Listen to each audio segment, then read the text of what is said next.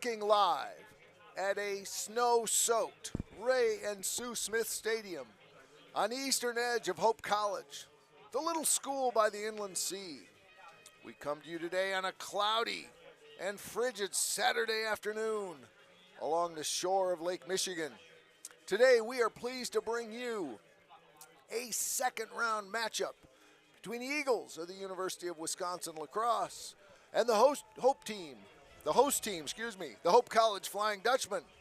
La Crosse comes in with a record of 7 wins and 2 losses, finishing in a 3-way tie for second place in the Wisconsin Intercollegiate Athletic Conference. Hope comes in with a record of 9-1, finishing second in the Michigan Intercollegiate Athletic Association. My name is Scott Vanderstoop, and I am joined by my broadcast partner and play-by-play voice of Hope College football, Mr. Mike Coleman. Thank you, Stoop. Nice to be with you today. Well, we bragged all season that we've had short-sleeve weather, but it finally caught up with everybody. But shades of last year, Yogi Berra said it's deja vu all over again. We saw Hope College take a win over Aurora in the playoffs, and we've got the same conditions as Hope will kick right to left, bouncing off the face mask of the intended return man and working his way to the 15-yard line. And that is a short return by Rilling for La Crosse. That is Jack Rilling, the freshman, and crisis averted for La Crosse. Let's check the La Crosse starting lineup. We'll start up front. Right tackle, Bryce Sharp, 6'5", 285 junior from Woodbury, Minnesota. Right guard, Jack Alexander, 6'3", 290 junior from Middleton, Wisconsin. In the middle is Watson Allen, 6'2", 290 junior from Lake Forest. And on the left side is guard Andrew Brandmeier, 6'1", 290 from Brown Deer, Wisconsin. And the left tackle, Dane Walter, 6'7", 3 spins and 15 from New Glarus, Wisconsin. Population 2,276 and home of New Glarus Brewing. Absolutely Spotted true. Cow beer. Dane Walter, that left tackle, 2-time all-conference, making his 35th career start. He is the anchor on that offensive line that averages 294 pounds, and they have 109 career games among that front five. For Kyle Haas, this is his first snap in 3 games, passing the flat complete over the 20 to the 25, breaking a tackle as he goes. And a nice play by Jack Janke, the leading receiver in the WIAC conference, came in with 66. First play of the game yields a first down for the Eagles. They have a balanced offense and a talented receiving core. That was Jack Janke, 6'3", 210 junior from Ellsworth, Wisconsin. He's joined by Tyler Bowman, 6'3", 175 senior from Spring Valley, Wisconsin, and Keaton Arendt, 6'2", junior, 200 pounds from Franklin, Wisconsin. An offense that averages just a tad over 400 yards per game, bouncing to the outside and hit and dropped, and a good open field tackle on the near side as Hope contains just a yard gain by a really good running back crew. It'll bring up 2nd down and 9. Their quarterback is Kyle Haas. He didn't play as much the last couple games. He got a great efficiency rating, 61% completion. He's from Prior Lake, Minnesota. And their running back is Gabe Lynch, a 5'10 senior from Indian Creek, Illinois. Population, Mike Coleman, 536. All right. 2-time all-conference Gabe Lynch, leading rusher on this team. Right at the line of scrimmage, hit and drop Janke once again, but a great play. Tyson Mann, good to see him back, the senior out of Granville. He's missed the last 5 games with an ankle injury for Hope. Up front for Hope, the defensive ends, Tate Bezo, 6'3", 248 from Saline. On the other side, Liam Danitz, two-sport athlete, 6'5", senior, 227. In the middle, it's Jake Punchess, 6 foot sophomore, 246 from Farwell, Michigan, population 820, and Caleb Parlberg, 6'2", senior, 258. Thank you, Stu. 3rd and 6, 2 wide receivers, now man in motion. That is the running back Lynch. He lines up on the left hip of Haas on 3rd down. 49% success rate on 3rd downs. Haas looking right, throws left, passes in and out of the hands of his intended receiver. That is Gabe Lynch, sure-handed reception there. It would have been a little short of the 1st down. 4th down and a punting situation for the Eagles. We'll get the rest of the defense here when La Crosse gets the ball back. But for right now, I'm reminded when I interviewed Andrew Hawken on Tuesday, he said, you know, November football is about who can run the ball because you just don't exactly know what kind of passes you're going to be able to throw. And that was a good example. That probably would have been caught in September and October. Absolutely true. Great special teams for La Crosse. A great punter in Ethan Tranel, 10 over 50 yards, all-conference punter, and a good one as the ball is touched at the 34. First start for Hope College. No score, just underway here from Ray and Sue Smith Stadium. You can see the lights are on here at this venerable stadium as Hope will start the offense. Let's take a look at the Hope College starting offense. Brett Showers, 6'6" senior, 3 spins and 7 from Mason, Michigan.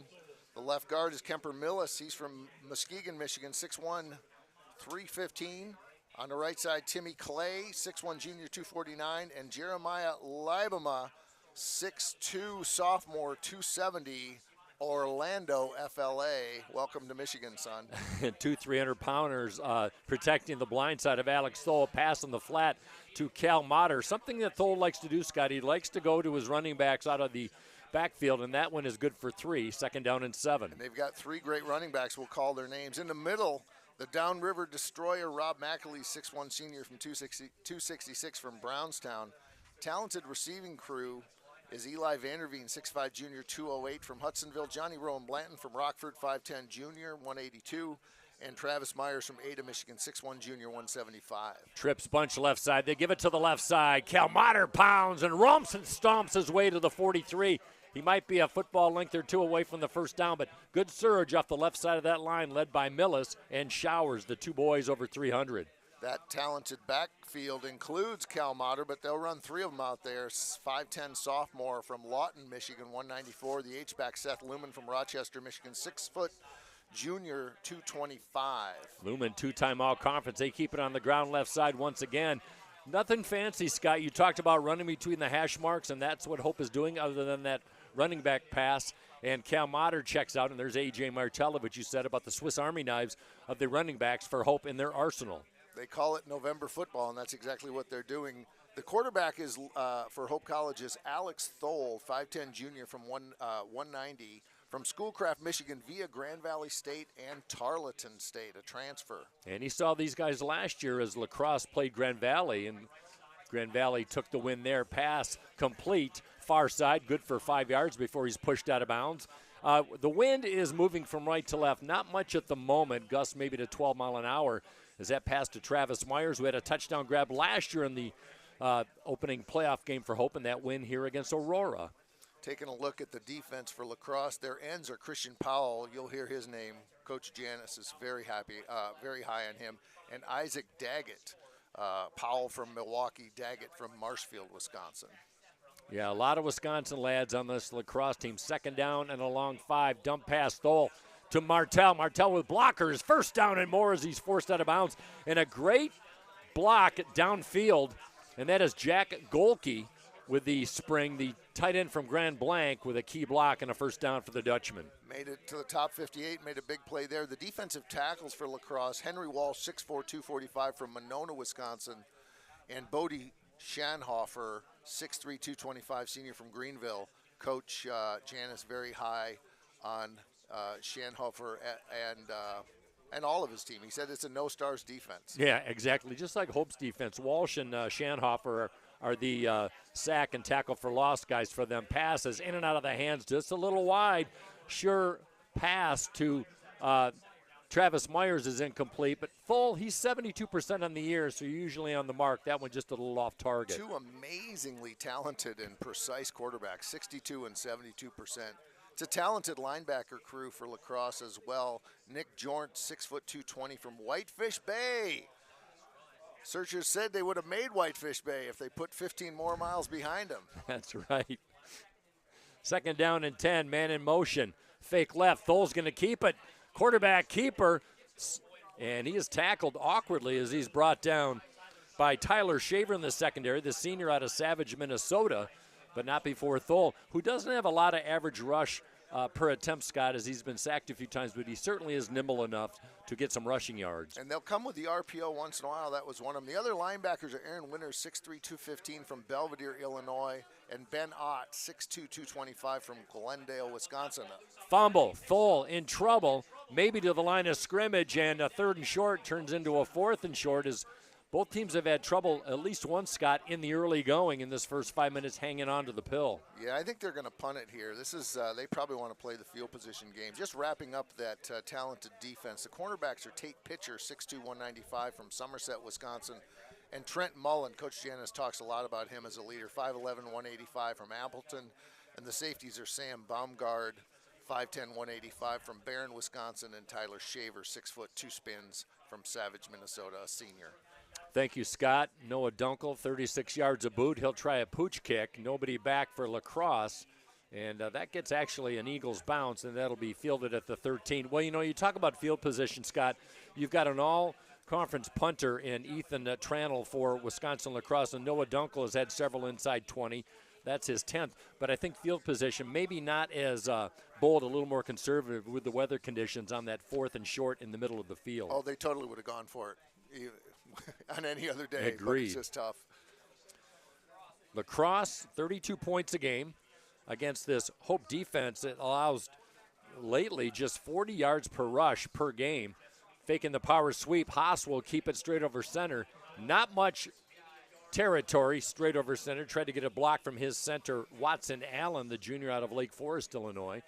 2-yard pickup. 2nd down and 8 for the Eagles on their second possession. No score here in the first. Hope College has a talented linebacker crew. Micah Bush from Unity, a 5'11 senior. Colton Skur, 5'11 senior from South Christian. And Bryce Debris, a 5'11 senior from DeWitt. They've been terrific. They have 3 solid seniors. Haas, quick pass, in and out of the hands of Janke, wide open. Keaton Hendricks on the coverage, but that was tough to handle from the all-conference receiver.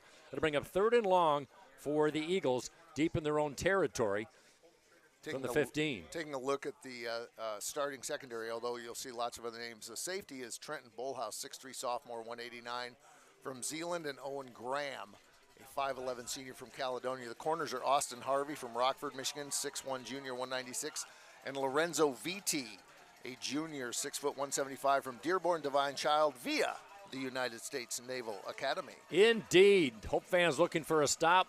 Lacrosse would love to pick up this first down. Field position so important. Dump pass. Near side, breaking a tackle. Nifty move to the 22. It's going to be close. I think he's a scad short, as that was a nice play by number 22. That is Braden Ott, the junior running back, second leading rusher. And it'll send out the punting unit. So Hope stiffens on 3rd down and long, and it'll be field position so far here in the first quarter. Very patient run by Ott as he waited for the play to develop, but Hope closed well, and we're going to get the ball back. Ethan Trannell, as long as 67 this year. He's got a little bit of a wind at the moment. Boy, you've got an all-conference punter and an all-conference kicker.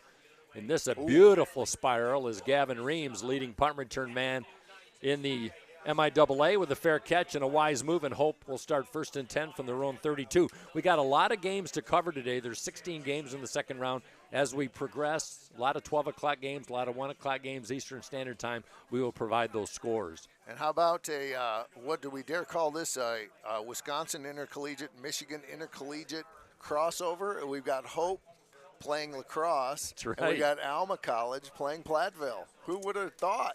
And just so you think maybe it's sunnier and brighter on the other side of the big pond, Lacrosse and Platteville dealing with the same weather conditions here that we have in Holland on 1st and 10.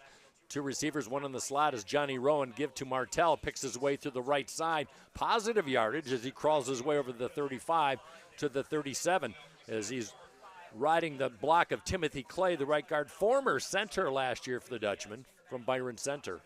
The backers for Lacrosse are modest in their positioning. They're about 7 yards deep, at least on that play. We'll see once if they ever bring them up closer to the box for like a blitz or a fake blitz. But they're about 6-7 yards off. Maybe farther back than Hope's backers usually are. Maybe just trying to keep things in front of them. Now we've got a motion. Lacrosse says there's motion, and Hope is moving in the other direction. And that'll be the first penalty of the game for 2 teams, Scott, who aren't penalized very much during the course of the year. Just about 4 penalties per game, 40 yards per game for both clubs. That'll move the football back to the original line of scrimmage. 2nd and 5 becomes 2nd and 2. We'll have some stats for you as well as this game moves along. Oh, and you didn't tell me I'd do stats.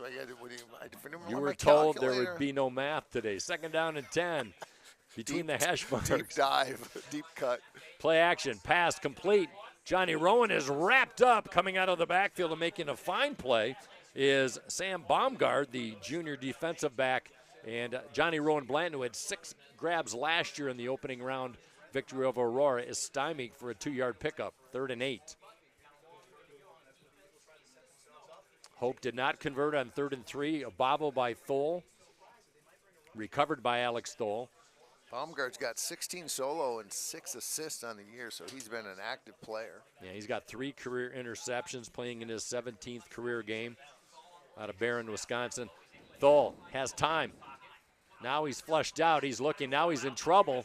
He just has to get rid of the football as a good coverage coming up from the far side. Henry Walsh, we talked about his sack prowess, and Thole nowhere to go as he throws it away. Definitely a coverage sack, as Brett Showers did a terrific job on the left side holding him out. I thought I saw the referee kind of reach for his flag, but I think that was great blocking by Showers, but even better coverage by Lacrosse. Another punt. So far, no team has been able to convert on a 3rd down.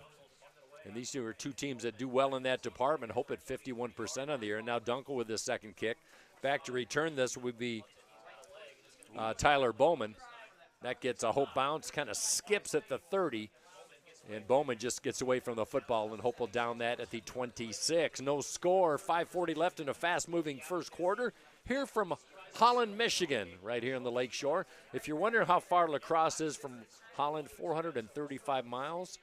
Not as the crow flies. That would be over the lake. As a Coleman drives. As the Coleman drives. You've been there a time or two, I reckon. My folks are from Fond du Lac, and my dad grew up in Belvedere, Illinois, as a matter of fact, and home of Aaron Winters, the linebacker for Lacrosse. So I love when we call Wisconsin football.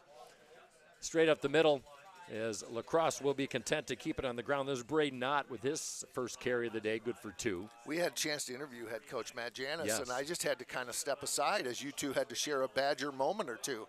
Finally, I'd say, hey, guys, if it's okay, maybe we could talk a little football. Oh, yeah, we were talking about getting a Gillies burger in Fond du Lac because Matt and his wife spent some time living in North Fond du Lac for a while. So that he was so gracious to take time from his busy week. Great guy. Haas in trouble. He has a receiver and 2 jumbos in front of him as Ott is forced out of bounds. Boy, he had big number 74 in front to do some blocking. Bryce Sharp, the junior out of Woodbury, Minnesota, and Ott picks up 5 yards. It'll make 3rd and manageable, 3rd and 2 for Lacrosse from their own 37. Well, I will see your Matt Janis Gilly burger, whatever that, and I will raise you. I'm going to tell you after this play, because it's a story that deserves 15 seconds. We'll give you 20, Scott. How about that? Stacked right. 1 receiver left, lone receiver on 3rd down.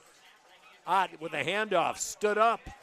I don't think he's got it. Nope. Second effort, maybe to the 35. He's got to get to the 36 in decision time for Matt Janis in his 6th season for Lacrosse. 4th and less than a yard. So we had a great conversation, and at the end, turns out he's got some Michigan roots, including his sister, who went to Michigan State University and was very good friends with none other than Ms. Sarah Hawken, the wife of offensive coordinator for Hope College, Andrew Hawken, who was at Janice's sister's wedding, Andrew and Sarah Hawken.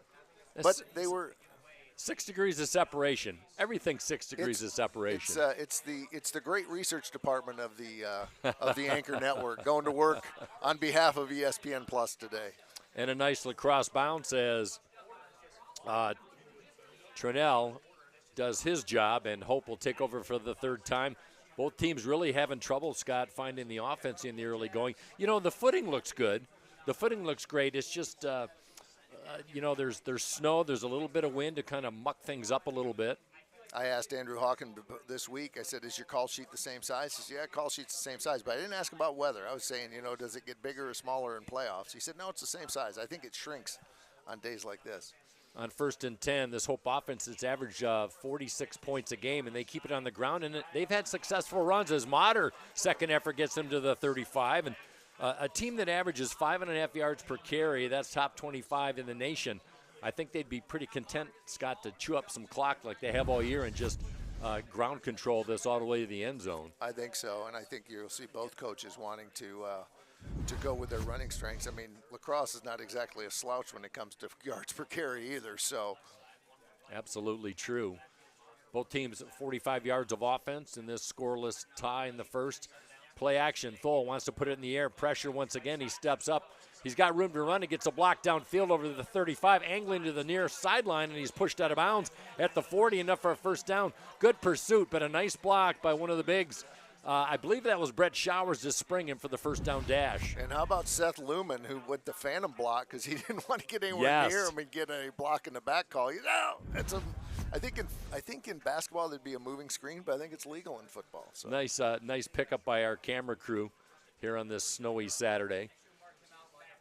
1st and 10 at the 39 for the Flying Dutchman, a team that's 12th in the nation, 233 rushing yards per game, 532 yards of total offense. That's second in D3. And Motter doing what he does, picking his way right through the middle before he's brought down by a member of the secondary, but not before he picks up 5 tough yards. I want to congratulate the officiating crew on this assignment. It is certainly a badge of honor for them. They come mostly from the CCIW. They work some Midwest Conference as well. Michael Hoffman, our white hat. The umpire, Wesley Cox. Headline judge, Michael Zarinsky. Line judge, Giovanna Morales. Side judge, Cody Mayfield. Field judge, Darius Box. Back judge, David Dupree. Working overtime today in these conditions. Off tackle, left side, moving it to the outside. A.G. Martell moving the chains. And the Flying Dutchmen pick up their third first down in this first quarter as they reach the midfield stripe with a $137 and running in this first. Looking at the replay, bounced it out, cut it back inside, and 3 white jerseys to bring down A.J. Martell, leading rusher all time in Mason High School Bulldog lore. That one, Mason just south of Lansing, Michigan, about 80 miles to our east. As the late John Van Iwerden, the former voice of Hope College football, would say, the ball is in the geometric center of the field, as he was a longtime math professor.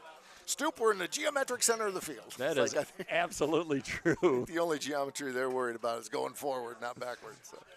Nothing wrong with that. 5-yard pickup. I like this 5-yard or so pickup, Stoop, on first down. It opens up the playbook a little bit, keeps the defense honest. And Martell checks out. Johnny Rowan Blanton, touchdown Johnny, checks out. And Caden DeHorn checks in, who's really had a breakout season. The wide receiver lines up at 6'5", with Vanderveen at 6'5". Big targets for Alex Thole. Ball resting comfortably at the Lacrosse 45. Trips bunch to the right. Running play. Quick burst by Motter, close to the first down before he is wrapped up by Tyler Shaver, who's been busy out of the secondary, the leading tackler for this Eagles defense. We've seen Motter and Martell so far. They've combined for 7 carries. We haven't seen kind of the third horseman there, and that's Goike, and he's carried it as much the last 3 games as anybody, as he has emerged as a first-year student. And we are ending the first quarter. We've already got 1 frame in the book. We are going to take a break. We've played 15. There is no score. You are watching NCAA tournament football on ESPN.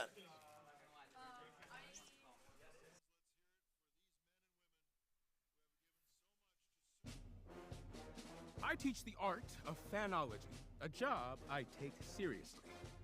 As to the question of nature versus nurture, is a fan born or is a fan made? I know this. Our game can make a fan out of anyone. And at Fandom U, we take it to a whole new level. The NCAA Championships. Attendance is encouraged. Passion is mandatory. Buy your seats today at ncaa.com/tickets. Class dismissed.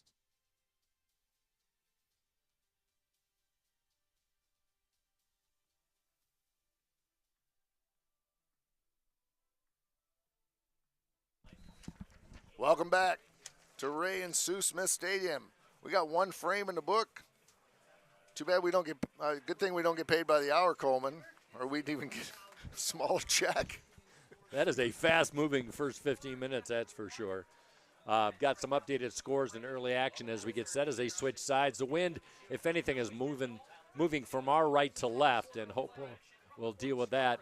Give to Motter, hit at the line of scrimmage, second effort, turning of the legs, and he pounds his way inside the 40, and another first down, the 5th of the day for the Dutchman, now with over 70 yards of offense, and there has not been much offense in this first half so far. Through one quarter, Hope ran 17 plays for 66 yards. Lacrosse 10 plays for 3.5.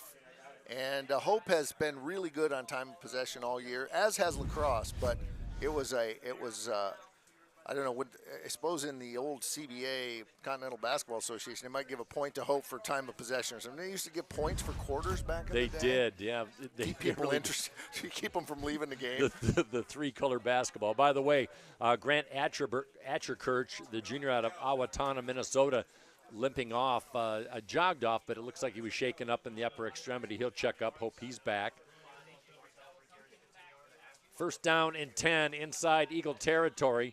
Thole keeps it. Quarterback, keep a room to run as he slides down to the 32. He dropped the football.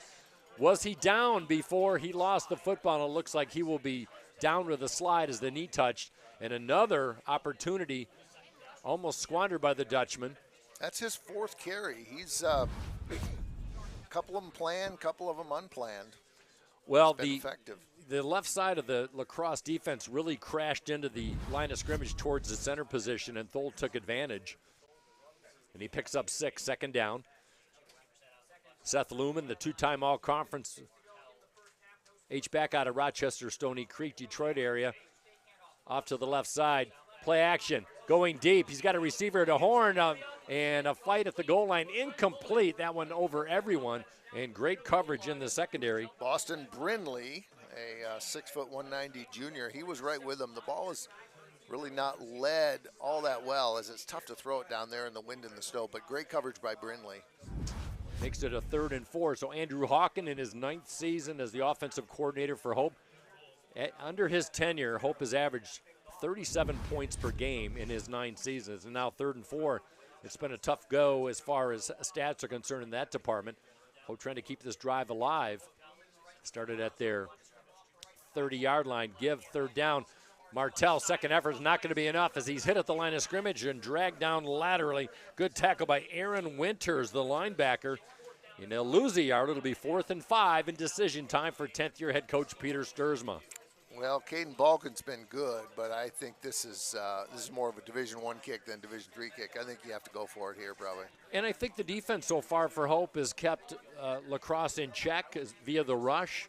And the pass on the flats have really been the Eagles' bread and butter so far today, so they'll go for it. A Hope team, 71% on 4th down conversions. 2 receivers left, short side of the field. Lumen in motion. Straight drop. Thole batted down. Incomplete and coming in. And a great play. Christian Powell, the Milwaukee, Wisconsin senior, sends Hope 4 and out. Head coach Matt Janis really high on Powell, first-team all-league player.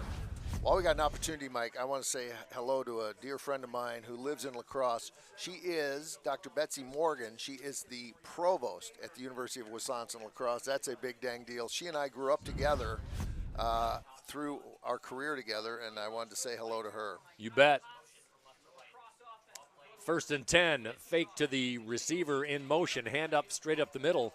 Picked up of a yard before he is brought down by Caleb Parlberg, the senior out of Caledonia, Michigan, playing in his 43rd game. Stoop all starts. He's been on the starting 11 since he was a newbie. He has been really good. 1-yard pickup. Not much offensively so far. And now they interchange on the far side. Tight coverage on the right side for Haas. Looking left, scrambling right.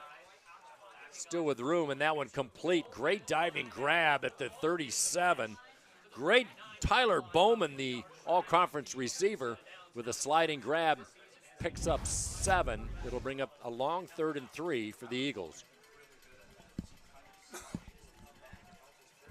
One of the best 3rd down opportunities for Lacrosse.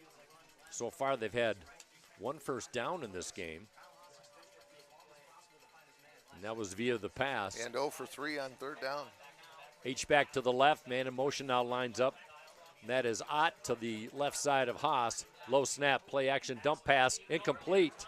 And that was off the hands of the intended receiver. And that was Keaton Arndt, 6'2 junior. And I think he banged into his offensive lineman, if I'm not mistaken. He did. He had some contact. A receiver on the far side, and it'll bring up 4th down. I want to say special thanks to our great crew here today. You know, people don't understand, but we have, you know, it turns out it's a holiday weekend, and college students want to go home. But we have a few faithful ones who have stayed around. We want to mention them here in just a second. Great boot. Ooh. And a fair catch, and that fair catch is so important, but that's what a good puncher will do for you.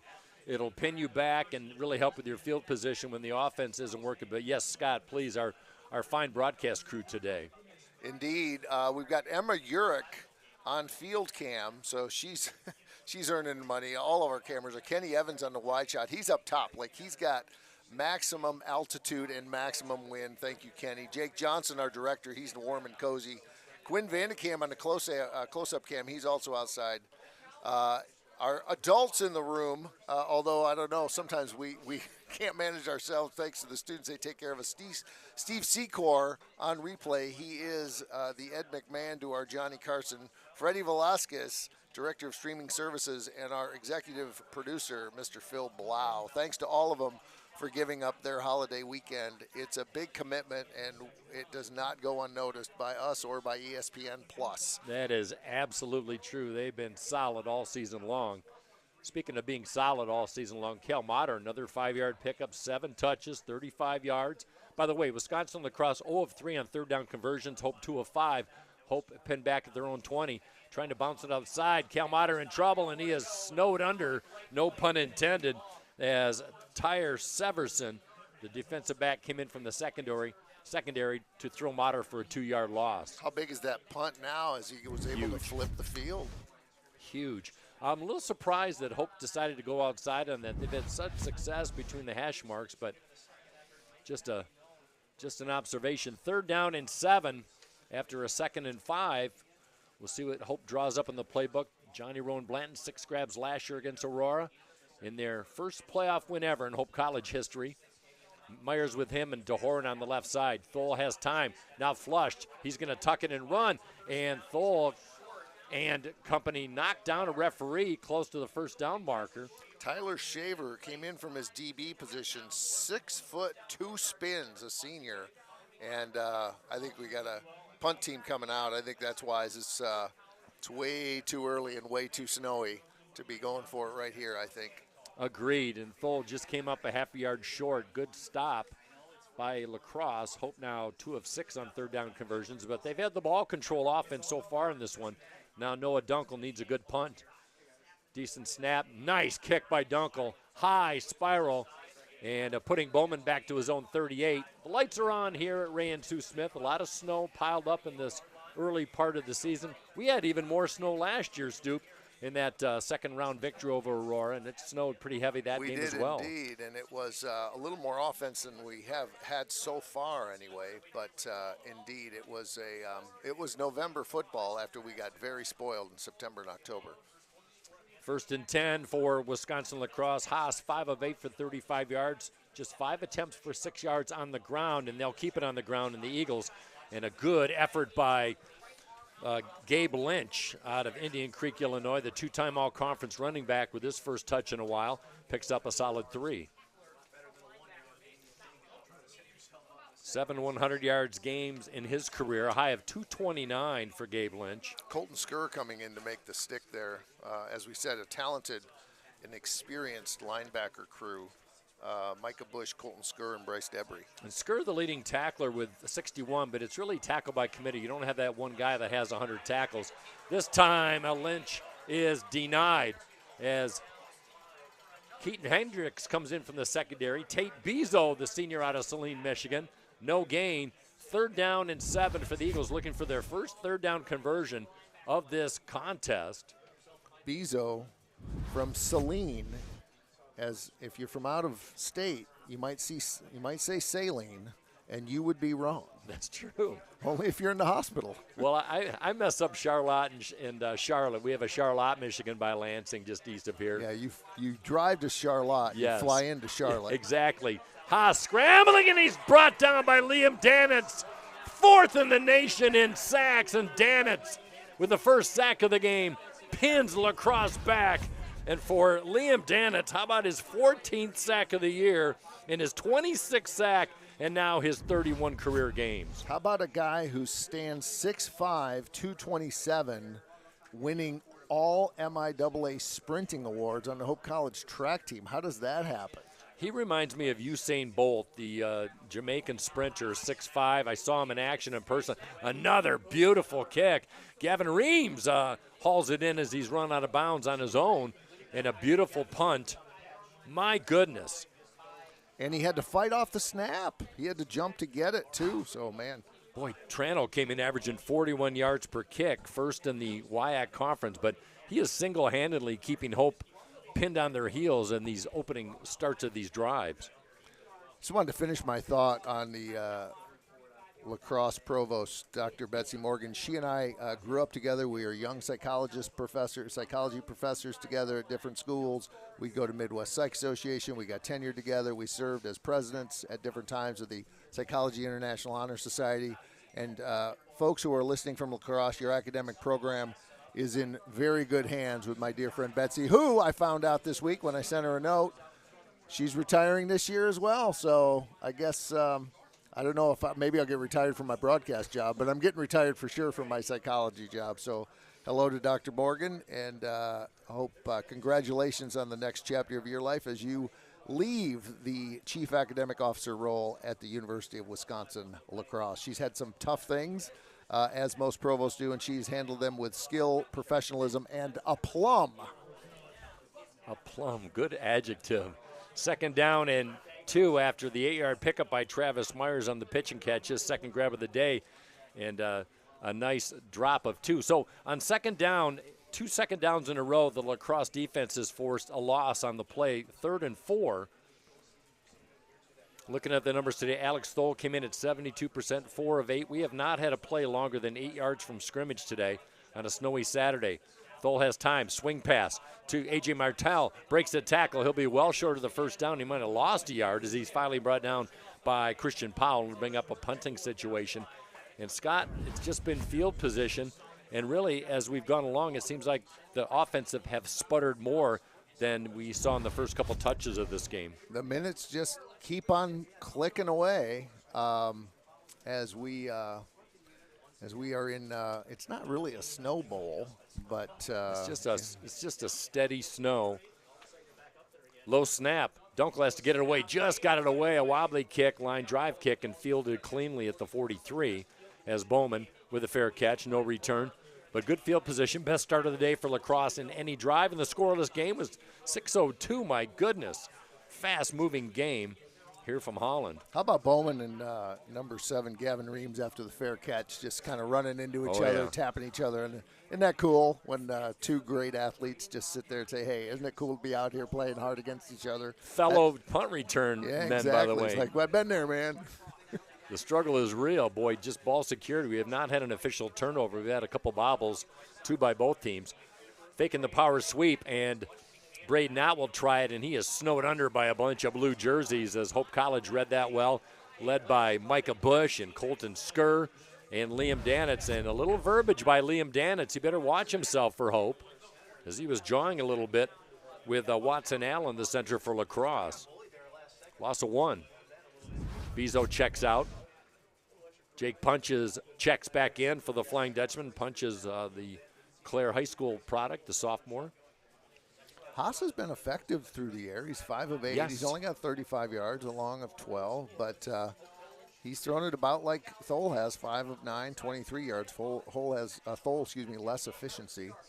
And he hadn't thrown a pass in a month. Swing pass, far side, feet upended. Austin Harvey, the all-region defensive back last year, junior under Rockford, 2-time all-conference defensive back, throws Wisconsin down for the pitch and catch loss. Will bring up 3rd and 12. Harvey and VT are just great cover corners, and they are very tough to beat, and that was a good example of that.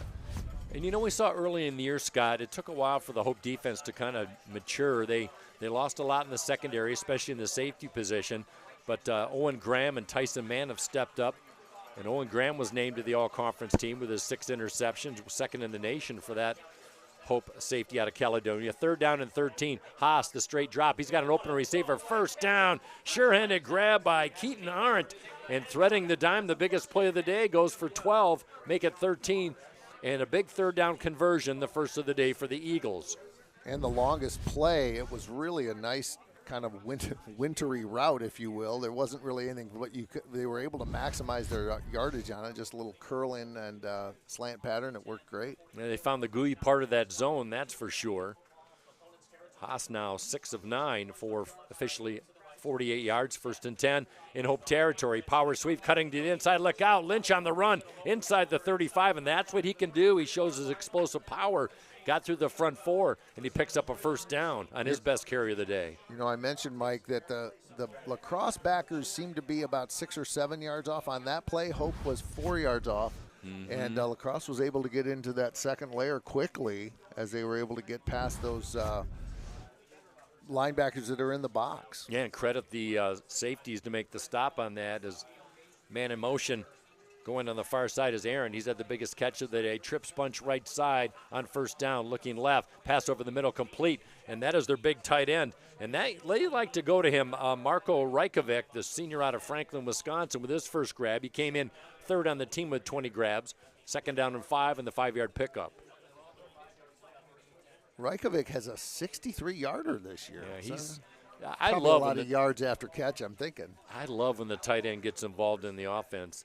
Haas, like Thole, goes to a bunch of different receivers, and this is a big front 5 to protect Haas. 2nd down and 5. Swing pass, far side, and having his feet knocked out is Keaton Arendt, the wide receiver. Who made the hit there, Scott? I think we got Austin Harvey. Wow, he has been active today. Yeah, it was Harvey. Just hit him at the waist and flipped him up. And Harvey, the junior out of Rockford, forces a loss. 3rd down and 8. Hope stacks the box. 8 on 3rd down. 3 receiver set, 2 near side, 1 in the slot. Play clock at 16 as Haas goes to the sideline to look at Matt Janis, the head coach, in this scoreless tie here with 2 minutes and change in the first. Man in motion is Rajkovic, the tight end. Snap of the hands. Haas with time. Dumps it. That one is complete. Bobbled and caught. Bowman bobbled it, made the grab, and he is pushed out at the 28. It'll be short of the 1st down. Credit to Keaton Hendricks. I mean, it was a great catch by Bowman, but Keaton Hendricks stuck with him, made the initial stick, and was able to lasso him out of bounds. And it will be 4th and short. And a timeout on the field with 1:54 remaining until halftime. And La Crosse with the best drive of any between the teams today. Indeed, and we'll keep it right here as we don't exactly know how long this timeout is going to last. And we got some scores, too. We got some scores. Mount Union favored over Muhlenberg, that one in Ohio today. And Mount Union, Purple Raiders leading 14-0. John Carroll favored over Randolph-Macon. John Carroll with a 7-6 lead early. Barry in a dogfight with LaGrange. Barry out of Georgia, 8-7 over LaGrange, just underway 2nd quarter. Susquehanna over Christopher Newport on the road today. Susquehanna on the road leading 14-7. Eastern leading Franklin and Marshall 14-7. A little bit of a surprise there. Salisbury, Oliver, Endicott after 1, 13-0. And Johns Hopkins and Springfield tied at 7. And Springfield averages about 3 passes a game. That's an interesting ball club. There's some games later. One game of note, Hanover at North Central today in the Chicago suburbs. The winner of this game plays the winner of the Hanover Panthers and the North Central Cardinals, a team no stranger to us, Scott. North Central has taken out La Crosse and Hope a few times in playoffs, especially La Crosse. 4th down and 3. Biggest play of the day so far. La Crosse trying to keep this drive alive. It started at their own 35. Hope fans trying to make some noise. Interesting formation here. They've got an H-back on the left. They've got kind of a full house backfield, staggered. Haas roaming to his right. That pass is complete, and the ball is poked out. That's incomplete, so Hope stiffens, and they've got a $150 to do something about this. I thought he had the grab, Stoop. No, I think that they're going to give him credit for the catch. I just think that I think our corner and our safety ran him out there. So I think that Oh, he I did. think that's a catch. I Good, think- good work by our replay people. Yeah, fine work. And I did not get the number of the cornerback or safety who came in to prevent the first down. It would have been tight. Whoever that guy is on replay, boy, give him a raise. Steve Secor, thank you, sir. And we got first down going the other way. Just need to change the down box. So the biggest drive of the day stymied Hope College with a stand-up defensive play, 1st and 10 from their own 27. They've only got 150 left, and they've got 3 timeouts to do it. Pass, Johnny Roan Blanton working to the sideline. He's forced out at the 30. Not much, 2 yards is closing quickly out of the secondary is Tyler Shaver. And Trenton Mullen gets credit for that. You know, Coach Janis is so big on Trent Mullen. He was able to beat Travis Myers to the outside and spread that out. Myers wanted to put a lick on him, but Mullen, with a great athletic play, was able to chase that one out of bounds. I'm glad you brought him up. We have not mentioned his name today, but a 2-time all-conference player, 8 career interceptions out of Appleton. Just a tremendous athlete, 35th career game for La Crosse. 2nd down and 7, lining up almost to the sideline is Cal Motter out of the running back position. Empty backfield, firing far side to Myers, trying to elude, brought out of bounds as he's twisted down after a pickup of 2. Myers, his 3rd grab of the day, brings up 3rd and 5 with $1:38 left in the first half. So this is a grind, nothing like certainly we've seen as Hope College broadcasters, and nothing that the stats say that La Crosse has experienced. But La Crosse averaging 2.7 yards per play, Hope only 3.2. So this is a battle of defense. And it's been a turn of events. Hope had the yardage advantage, but just 30 yards of offense in the second quarter. As to quote Mike Coleman, the struggle is real. The struggle is real. 3rd and a long 5, pass is broken up. Beautiful play. Caden DeHorn, the intended. Great play by Tyre Severson coming in from his DB spot. 6'2", 190, and a senior. And that's going to be another punt situation for the Flying Dutchman. Just a great play. Severson was behind the receiver. He just backhanded that ball with his left hand and did not create contact. A wonderful play by Severson. Hope 1 for 7 on 3rd down. La Crosse 1 for 7 on 3rd down efficiency. Hope just 2 for 7. Low snap. Dunkel gets it away. And another fair catch by Bowman at the 41. Well, if you're La Crosse, you held 3 and out, and they get a chance from their own 42-yard line. And they've got a great field goal kicker with the wind. You've got Michael Stack. He had a 51-yard career-high kick 2 years ago in a win over Wisconsin Whitewater. And from a 40 to 49 plus in his career, he's 6 of 10. And he's an all-conference kicker. Unfortunately, the crosstabs on the stats don't have for in 28-degree weather. But That's true. I would think, theoretically, if they can get down to the 33, they might have a shot at it. Reykjavik, the tight end in motion. Pass on the swing pass out to Ott. He's tripped up as Colton Skur, the leading tackler for Hope, drops him down after a short game. He'll stay in bounds with 1:17, 3 timeouts left for both teams. Bryce Sharp, credit him on that play. He was able to hold that block just long enough that allowed the receiver to get out and around. Just 1 sack in this game, but Haas has had time for the most part on a low snap on 2nd down. Just a dump pass, plenty of room. Tyler Bowman is brought down at the 50. He'll be 2 yards short. And that was wide open, Scott. You had the linebackers were towards the front 4 and plenty of room for Bowman to make his 2nd grab of the day. Micah Bush actually blitzed on that, and they threw it exactly where the linebackers were pre-blitz. Good read that time by La Crosse. La Crosse just 1 of 7 on 3rd down efficiency. This would be a big one. 3rd down and 2. They play action. The run pass is incomplete. Over the head, sailing over Nolan Wolf, the sophomore wide receiver. Keaton Hendricks all over that, and decision time for the Eagles. Keaton Hendricks getting a lot of snaps today. Credit for him. He's listed as the 2 deep behind Lorenzo Vitti, but we've called his name a couple of times. And he has worn a big wrapped right hand for the last 2 or 3 weeks. Don't know the extent of his injury, but it looks like a club. Eagles going for it on 4th down, 0 for 1 on the day. They need 2 yards. They need to get down to the Hope 48 with 28 seconds left. And now a timeout is called, as I would imagine La Crosse is going to call timeout. Well, I'm looking at the field right now, Stoop.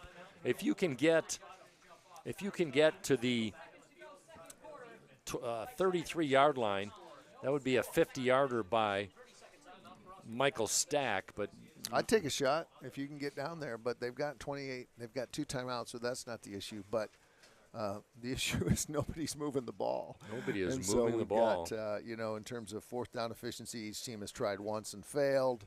Third down efficiency, not so good either. But it's been, in many ways, a sort of what you expected from two teams that are just kind of pretty big up front. They don't really have fancy, they're not, on a nice day, Andrew Hawken might pull out, a little bit of a play, but it's not double reverse flea flicker kind of teams. They just kind of grind out. So how about those for dedicated fans down there?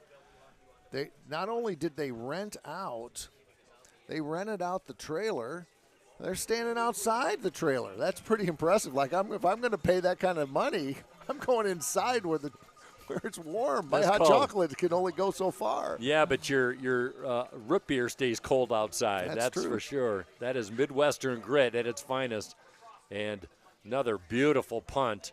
Gavin Reams just going to let that sail, and that gets a nice checkup bounce at the 4-yard line with 19 seconds remaining, 18 seconds left, and the special teams does their job for the Eagles. They've done well all day long, and Hope might just try and just take a knee and run this out. I think so. They've just gradually won the field position, the battle here. I mean, that last one, I don't know. I think that we've got some reporting that suggested that one bounced kind of like a Mike Coleman lob wedge there. That was a really impressive kick. My lob wedge doesn't go that far.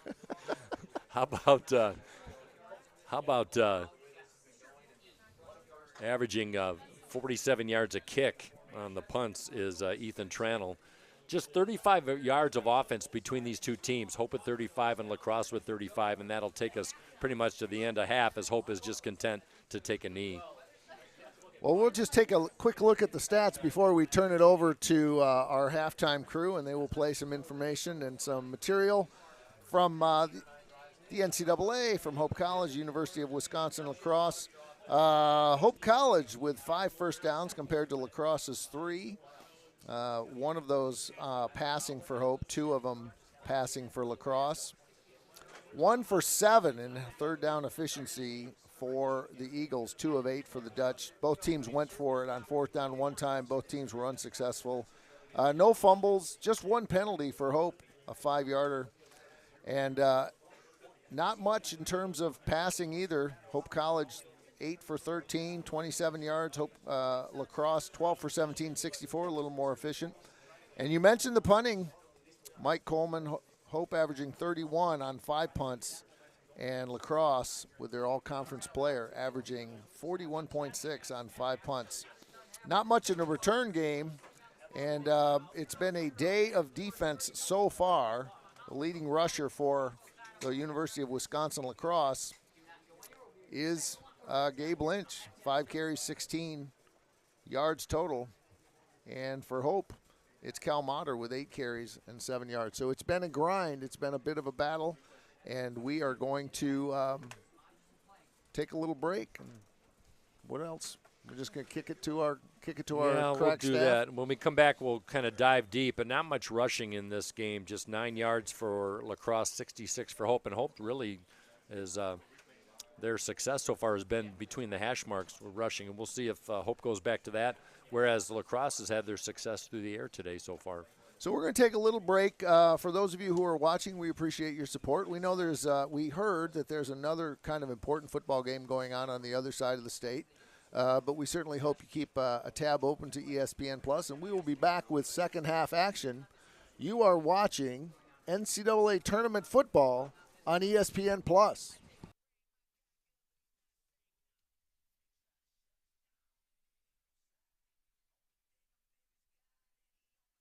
Some call it naive, others call it foolish, but hope has never been silenced by doubt. Hope is the unquiet heart, stirring, pounding, driving us towards something greater. It leans into what's wrong and lifts up what's right. It teaches, learns, discovers, imagines what could be, and brings it to life. Hope has to start somewhere. Why not here? Why not now? Why not us? The daring ones. Those who provoke possible, trigger curiosity, and incite joy. For us, hope is more than a word. It's a force, and we are its humble ambassadors. From the beginning to now, we don't just believe in hope, we dare to live it. Hope College, dare to hope. The road to national championships runs through NCAA.com. And whether you follow one college team or all of them, it's never been easier to get the content you want all in one place. With live broadcasts of multiple championships across all divisions, with exclusive access. Turn this music on, we still dancing. And highlights for every single championship. Stay in the game all season long with NCAA.com, the home of college sports.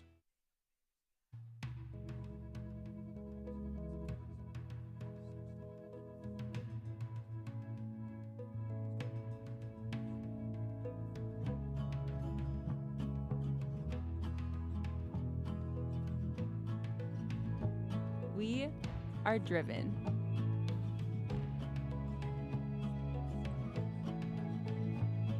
We are active.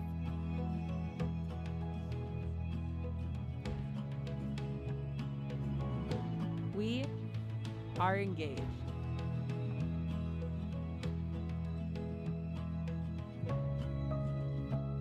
This is who we are. We are Eagles.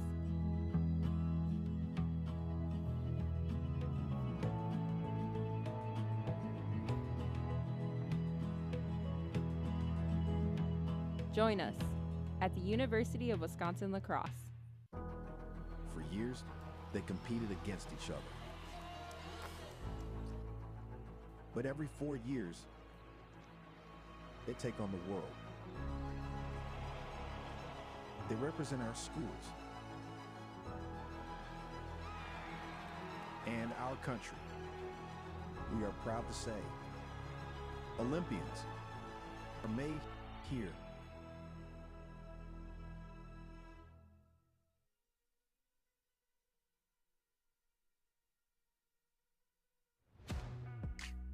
There are over 5,000 colleges and universities in the United States alone, and nearly every single one of them is named after a location or a historical figure.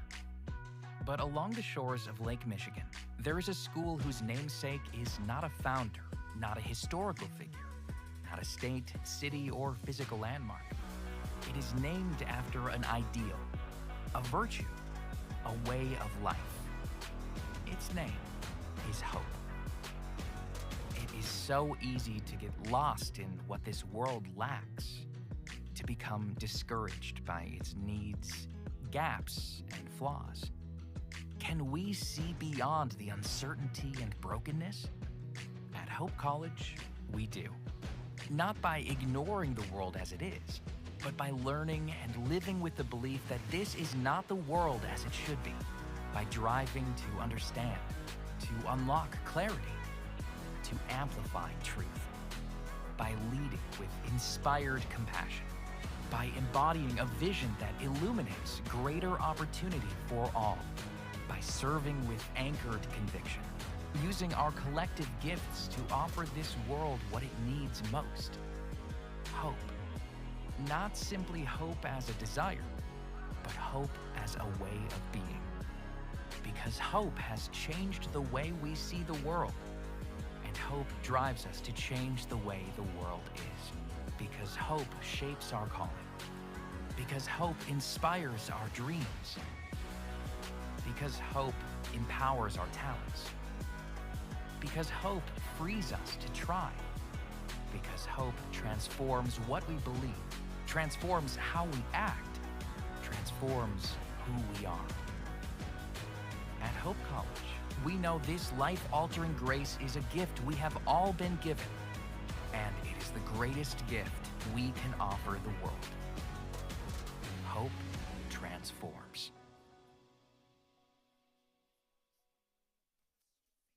This telecast is copyrighted by the NCAA for the private use of our audience. Any other use of this telecast or any picture, descriptions, or accounts of the game without the NCAA consent is prohibited. I am the face of our future generation of leaders. I'm the face of a future physical therapist. the future math teacher. Women in business. A physician assistant. A freelance composer. A future entrepreneur. I am the face. I am the face. I am the face of UWL. My hopes for the future is for all students to get a quality education. My hope for the future is to be a manager in corporate finance. My hopes for the future are to bring new perspectives into my field. I hope that I can inspire kids to be the best versions of themselves. I hope to show the world what it means to be a champion in sport, in school, and in life. I hope to change the future by participating in research to continue to improve patient care. I'm going to change the future by being there for people on their worst days. I'm going to change the future by changing people through art. I will change the future by stepping up and getting involved. I'm going to change the future starting today.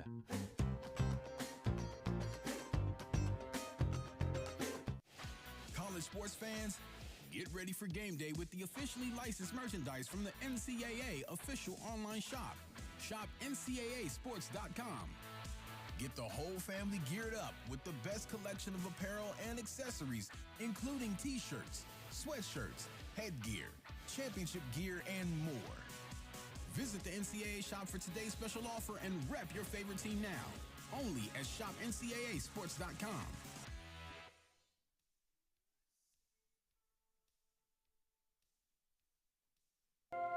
Every time I walk into this building, I see new things and hear new things, and sometimes there's amazing artwork on the wall.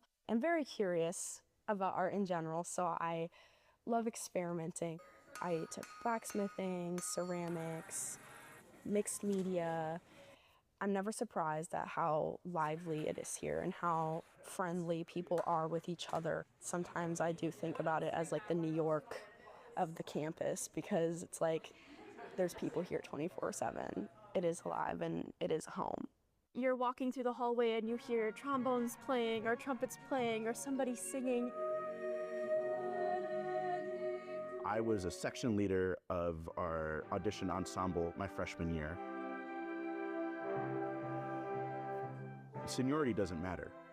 There are people in the musicals here and plays here where it could be their first time ever trying out and they get a lead role. Both personal and global. And then you get into the theater hallway and you hear people practicing monologues and going over script analysis and, playing with drills while they're making their sets, like students making our set. I'm building full-size scenes. We built like a balcony house thing for Much Ado About Nothing, and it's really cool. I have taken up a design tech minor. Having the professors be so supportive in my journey as a UWL freshman is phenomenal.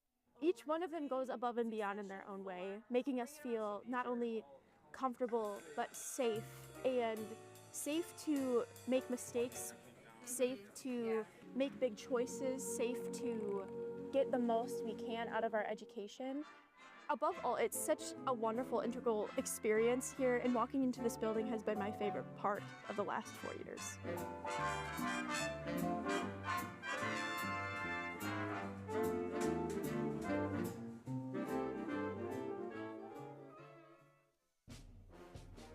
I teach the art of fanology, a job I take seriously. As to the question of nature versus nurture, is a fan born or is a fan made? I know this. Our game can make a fan out of anyone. And at Fandom U, we take it to a whole new level. The NCAA Championships. Attendance is encouraged, passion is mandatory. Buy your seats today at ncaa.com/tickets. Class dismissed.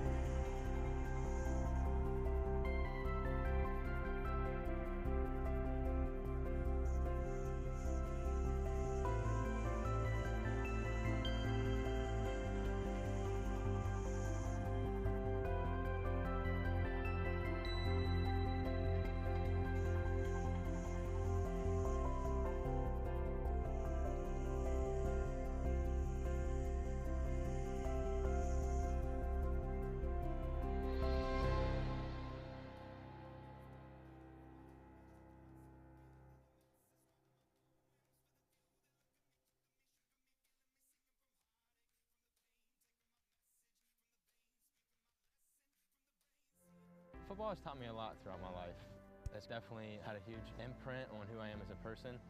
Competing at a Division III level created that opportunity for me to go to college. Not only was I the first one in my family to graduate college, but I was really the first one to even go. Being the first one, I'm breaking that cycle, and now that I've graduated, I'm not sure what's the next step, but I know I have a lot of doors open.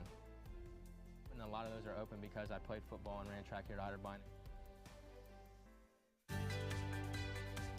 Responsibility is being accountable for your words and actions, first and foremost. It also is an obligation to be a positive influence in the communities around you. Being in a D3 program, you're gonna have lots of different opportunities. You're not just an athlete, you're also involved in student life. Your academics are extremely important. We give a lot of our student athletes responsibilities right from the start by giving them leadership opportunities, by having them engage in the community, be a positive influence. That's being a responsible person. Proportion to me is the lived experience of our Division III student athletes. They balance life from an academic perspective and the rigors of competing at a high level, bonding with teammates and building lifelong friendships. But they also are involved in their communities. They work jobs and internships and volunteer. They've learned to be resilient. Diverse experiences are setting them up for the future.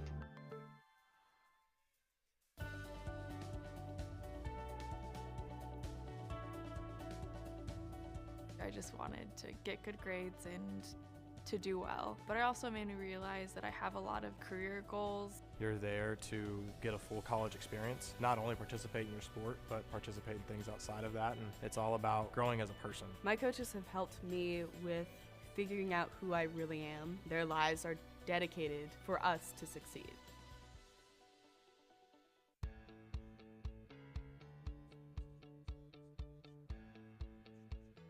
Being a part of the different activities and organizations that I've been a part of, I'm actually able to see myself where I'm like, hey, I actually can make a change. I'm one person that can make a difference. Division III has helped me to develop teamwork skills, critical thinking skills, time management skills. It's not just about basketball, or it's not just about school, it's about developing yourself as a person altogether.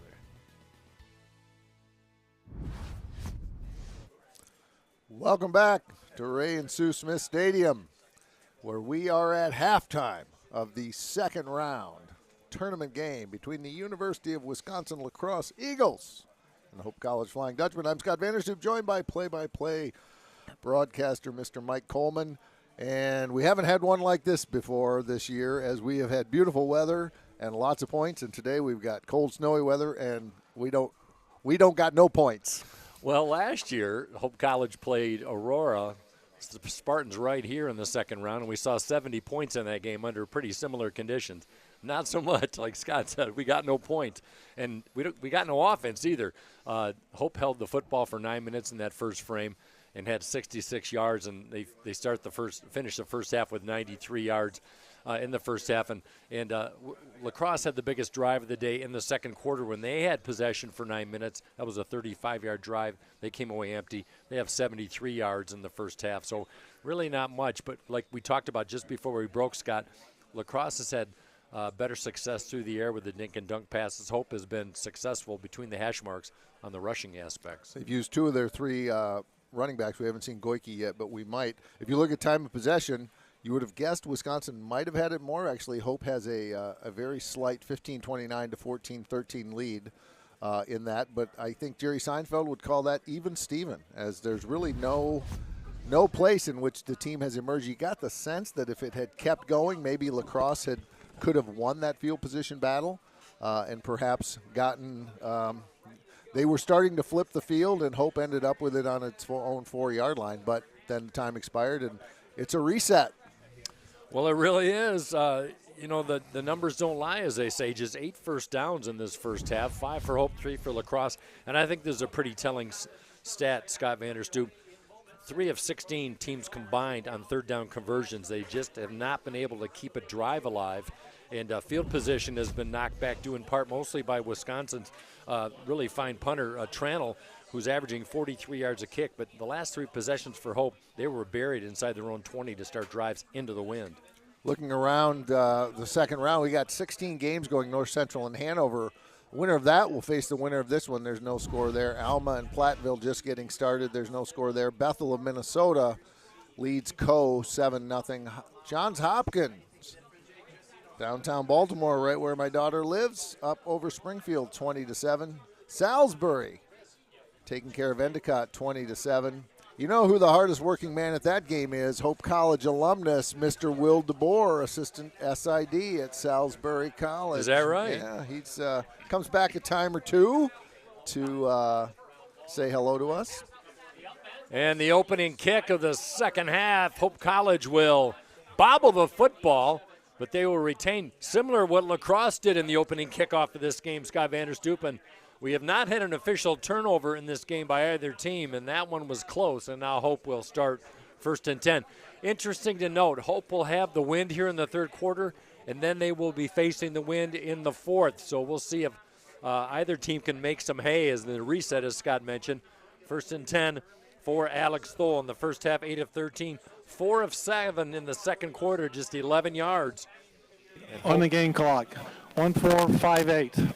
We're going to put 14 minutes and 58 seconds on the game clock as the first play of the second half with Scott Vanderstoep. I'm Mike Coleman. Thanks for joining us on ESPN Plus, your home for Division III football. Playoff action on first down. Thole wants to put it in the air. Fakes, dumps, nowhere to go, and the first play of the game is a pass play. It'll bring up 2nd down and 10. That secondary by La Crosse, Scott, is dynamite. They've got two seniors and 2 juniors and a combined 13 interceptions in that back four, and they have been blanket coveraging the Hope receivers. And if you just look at how many times Thole has thrown and been flushed like that, those are coverage kinds of sacks or coverage kinds of flushes, and they've really been good. Hope trying to be aggressive in this first possession. Dump pass to Seth Lumen. The H-back is upended. Tyler Shaver, check that. Sam Baumgard, who's been a busy cat, making his 17th career start out of Barron, Wisconsin. Upends Lumen for a 1-yard pickup. 3rd and long for the Flying Dutchman. Just 2 of 8 on 3rd downs in that first half.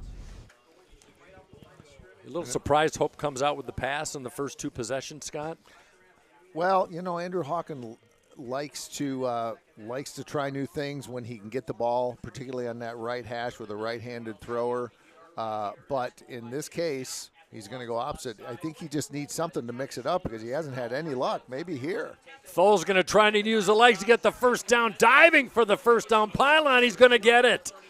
Boy, I thought he was going to try to dump it to Rowan, or check that Cal Motter near side.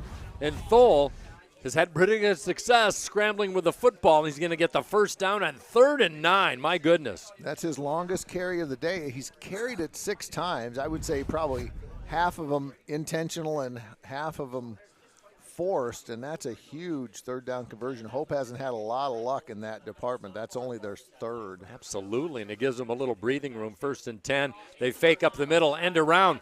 Going outside, Trevor Griffiths in a beautiful open field tackle as Tate Pitcher, the defensive back, came in from his cornerback spot. The senior out of Somerset, Wisconsin, holds Griffiths to a 2-yard gain. I think Andrew Hawken is opening up his playbook a little bit here. It's all been between the hashes, and I think they're just trying to find something that they can do within their comfort zone and within the weather limits to try to open it up, because something's got to give here in this 0-0 game. Incredible. A lot of green space for Griffiths, and can't emphasize what a great tackle that was. As Wisconsin La Crosse, 7 starters on that are seniors on this defensive 11. As Cal Motter, with a really solid first half, Scott, he was the leading rusher in this game, 8 for 35, and now he picks up 7 on his 9th carry today, makes it 3rd and manageable for the Flying Dutchman from their own 40, 3rd and 3. And he was dragging, I think it was Nicholas Jarnt on that play, and he was able to get 3 or 4 extra yards with somebody on his back. Big play early on in this 3rd. No score. Lights are on here at Ray and Sue Smith Stadium on this snowy Saturday. Thole wasn't expecting the snap as he fell on the football.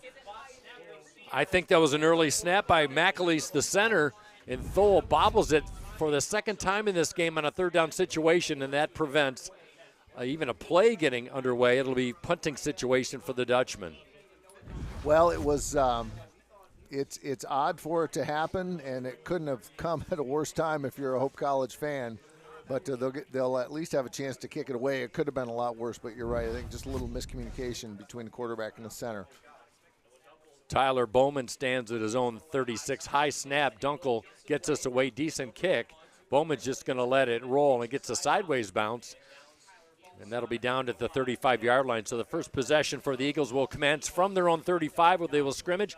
No score. 11:32 remaining. One of 16 games on this Saturday. And for La Crosse, this is their 5th straight postseason appearance.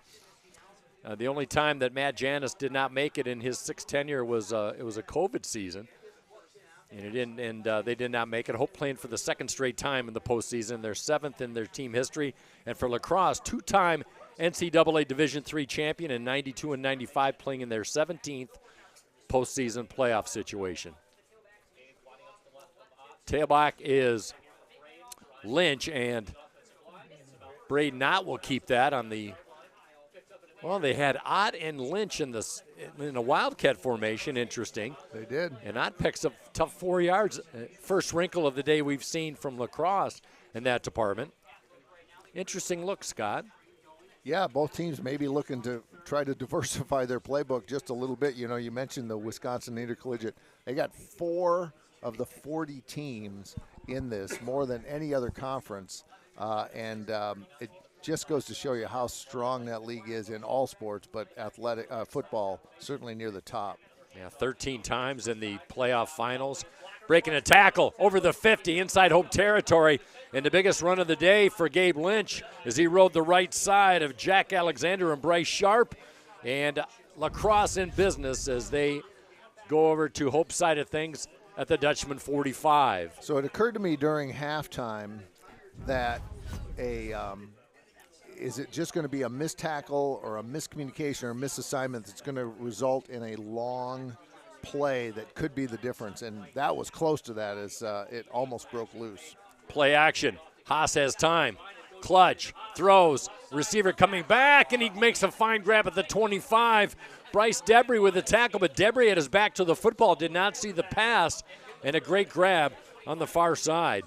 If you're Hope College, you have to be fearful of one particular statistic. In each of the 4 quarters, Mike, the Eagles have outscored their opponent, but no bigger difference than in the 3rd quarter, 73-28 in the 3rd frame. That has been definitely their strength. Nice grab by Callahan Miles, the backup tight end in the previous play, as La Crosse will not pick up much over the middle. Yeah, that's been their bread and butter, Scott. The numbers don't lie, and they're playing their 7th-ranked team now in 11 games. And the fact that you can do that against a schedule like that is nothing short of incredible. Gabe Lynch, not much on that one, so it's a favorable 2nd down position for the Hope Dutch on defense. 2nd down and 10. H-back to the left side. Haas in the gun. 2 receivers, one on the slot near side. Working into a little bit of wind at the moment. Pass is complete. Nice catch for Janke, leading catcher in the WIAC, and he'll be short of the first down marker. Picks up a solid 7 as Haas fired it laterally, a strong throw. Janke's had, coming into today, 65 catches, 895 yards, well above, more than twice, 2.5 times Tyler Bowman, the 2nd leading receiver. So he has been the guy. And big 3rd down for both teams here. One of the best drives of the day, La Crosse trying to pick up 3rd down conversion, just 1 of 8 in this game from the Hope 19. They've got to get to the 15. Handoff, room to run, and brought down. It's going to be a little bit short. Initial contact by Caleb Parlberg, the senior, and finished off with some help from Liam Danitz. And that'll bring up 4th and 2. I thought he'd be a little bit closer to the first down marker. And La Crosse is going to keep the offense on the field. Boy, there was wide open gap there. You see on the replay, and Parlberg closed fast. And Parlberg did a great job of fighting off the block of Dane Walter. 6'7", 315. That's big fella on the left side. Now we got a timeout. Yeah, Dane Walter, the 2-time all-conference left tackle. 4th and 2, probably the play of the game. While we have a second, we'll try and get some updated scores. A lot of 1 o'clock games. Scott mentioned the Wisconsin-Platteville-Alma game. Two teams from the WIAC and the MIAA respectively. Pioneers with an early 3-0 lead. Bethel over Co, 14-0. Wartburg with an early lead over Wheaton, 7-0. And that's one that prognosticators are going back and forth on who's going to win that contest. St. John's, who knocked out La Crosse last year in the playoffs, leads Monmouth 7-3. River Falls over Chapman 7-0. River Falls heavily favored in that one. California team are the Chapman team. And North Central with an early 3-0 lead over Hanover, that one middle of the first quarter.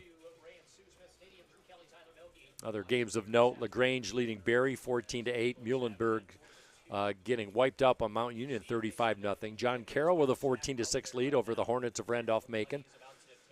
Franklin and Marshall trailing Eastern 21-14. Salisbury over Endicott 20-7. Johns Hopkins at home leading Springfield 20-7. Trinity of Texas against Hardin-Simmons, two ranked Texas schools. Trinity leading Hardin-Simmons 7-0. We'll have more in a bit.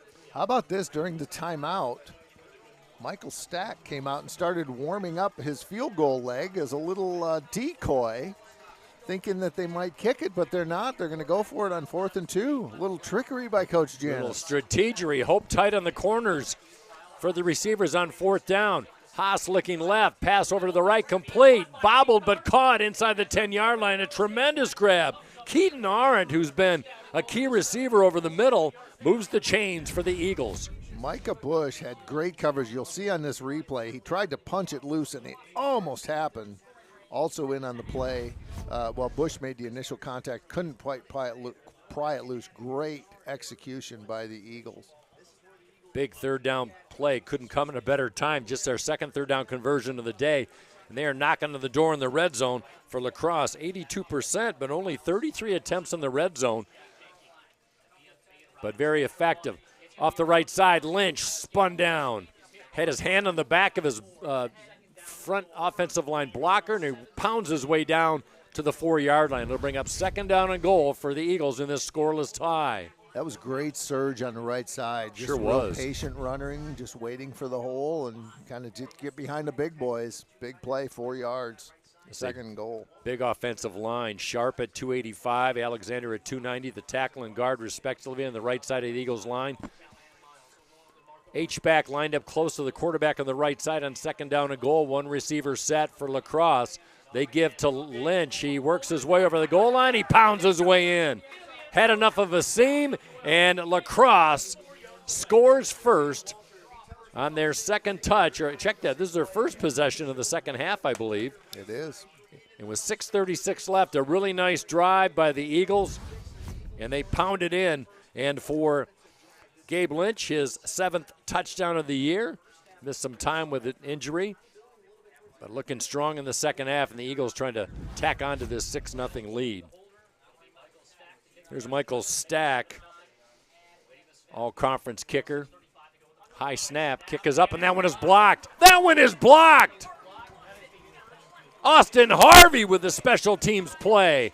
And we'll see if that one shows up down the road, as they say. 6-0 Wisconsin La Crosse on the road. Special teams coordinator Jinx Arnold, when they have a breakdown, he opens up all the positions. If they give up a punt return, if they fumble, and he gives everybody a chance to try to get back in the lineup. And most of the time the guys hold their spots, but he loves to celebrate those big plays. You know, he wants everyone to work to earn the spot on a breakdown, but on those kinds, he is an energy giver when he's out on the field. Nobody, I think, has more fun than DB coach and special teams coach Jinx Arnold, who has got to be happy with that. He's been here a while, too, Coach Arnold. Well, nice drive by La Crosse. And I think for the Hope offense, Stoop, you've just got to spend some time out here. The defense has been on the field a lot in the second quarter especially, and that was the longest drive of the day.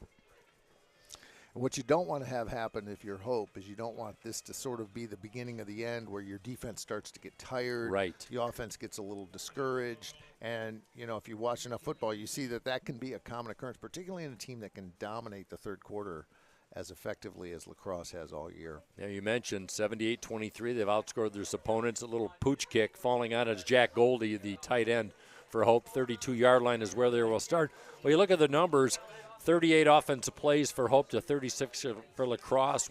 Lacrosse now with 149 yards of total offense. Most of those on that drive that went, give or take, about 65 yards. So the Hope offense comes out. They've been successful on the ground. They kind of got away from it a little bit. Alex Stoll, 9 of 15, just 28 yards. And this is a quarterback that averages 270 yards per game through the air. 1st and 10 from the near hash mark, moving right to left. A little bit of wind at Hope's back in this third frame. Stoll wants to pass. Blitz is on. He's got a scramble. He's being chased. He just dumps it. And that one is incomplete.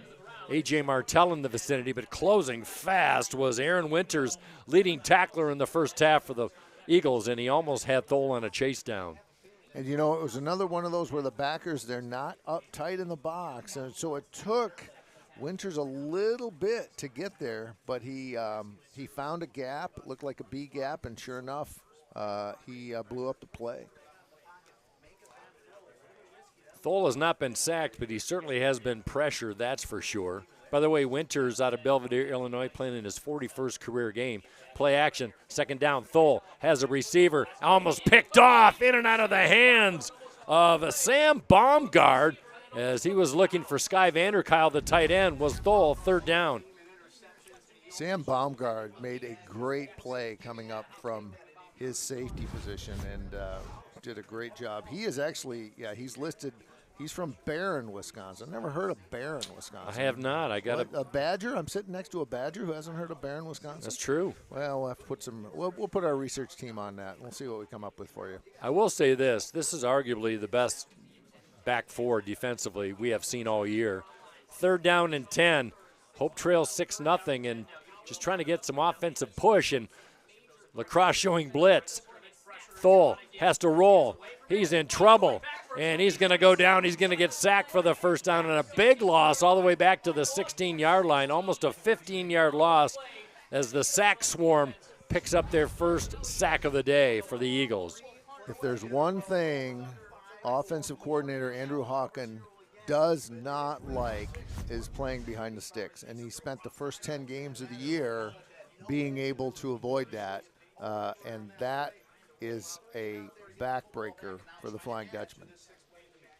They're going to lose the field position war here too because they were slowly giving it up.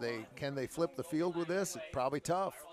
Decent, but not a big kick, and gets a Lacrosse bounce at the Hope 46. So you had the wind with you. Loss of 15 really put Hope in a hole, and Dunkel with a 30-yard kick.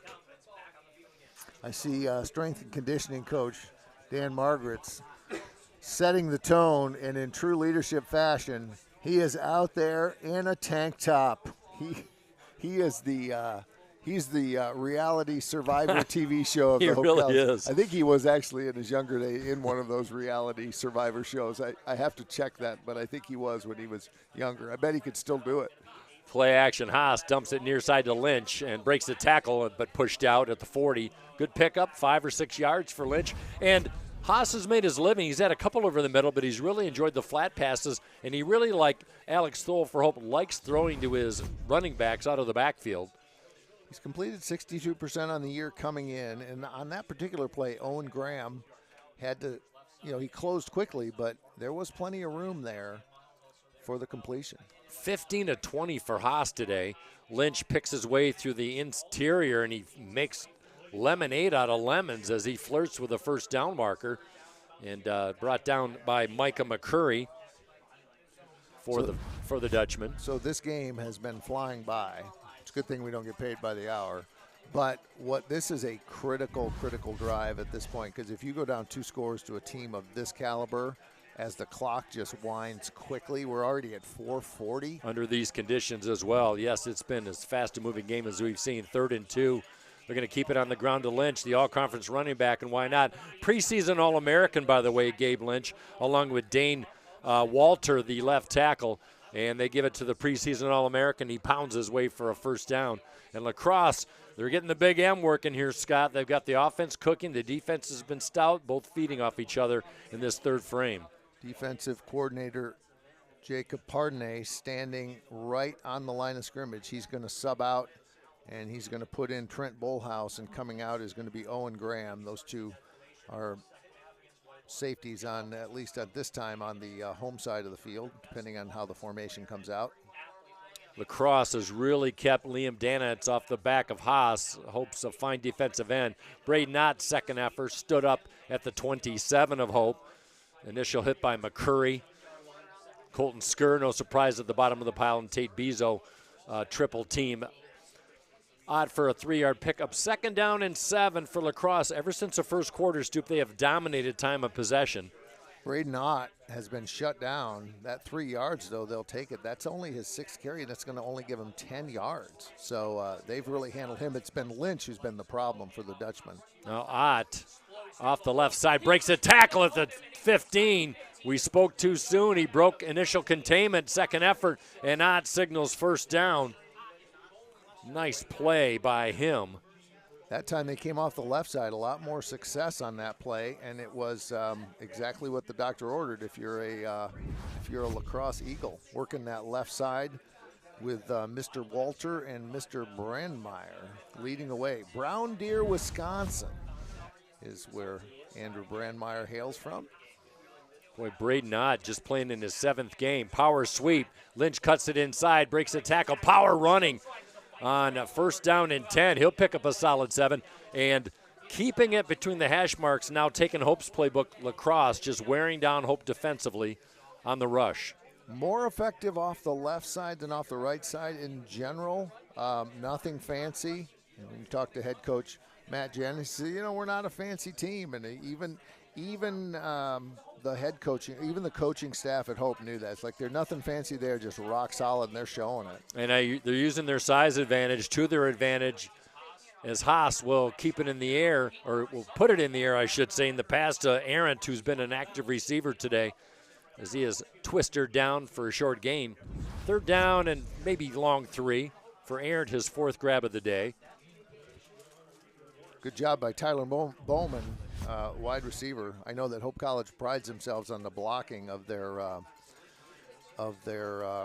wide receivers. No exception here, as Mr. Bowman was able to sustain the block and get a few out of it. Third down, big play here. Owen Graham, the senior out of Caledonia, Michigan, on the stop for Hope. Third down and 3. They converted on their last one. 2 tight ends working on the right side. Miles and Merkovic rolling right. Haas has time. Plenty of time. Now he's pressured. He just has to launch it out of bounds. Good pressure by Liam Danitz. And that's the first time that Haas has really been pressured, I think, since that sack back in the second quarter. He's thrown it 22 times. He's already over 100.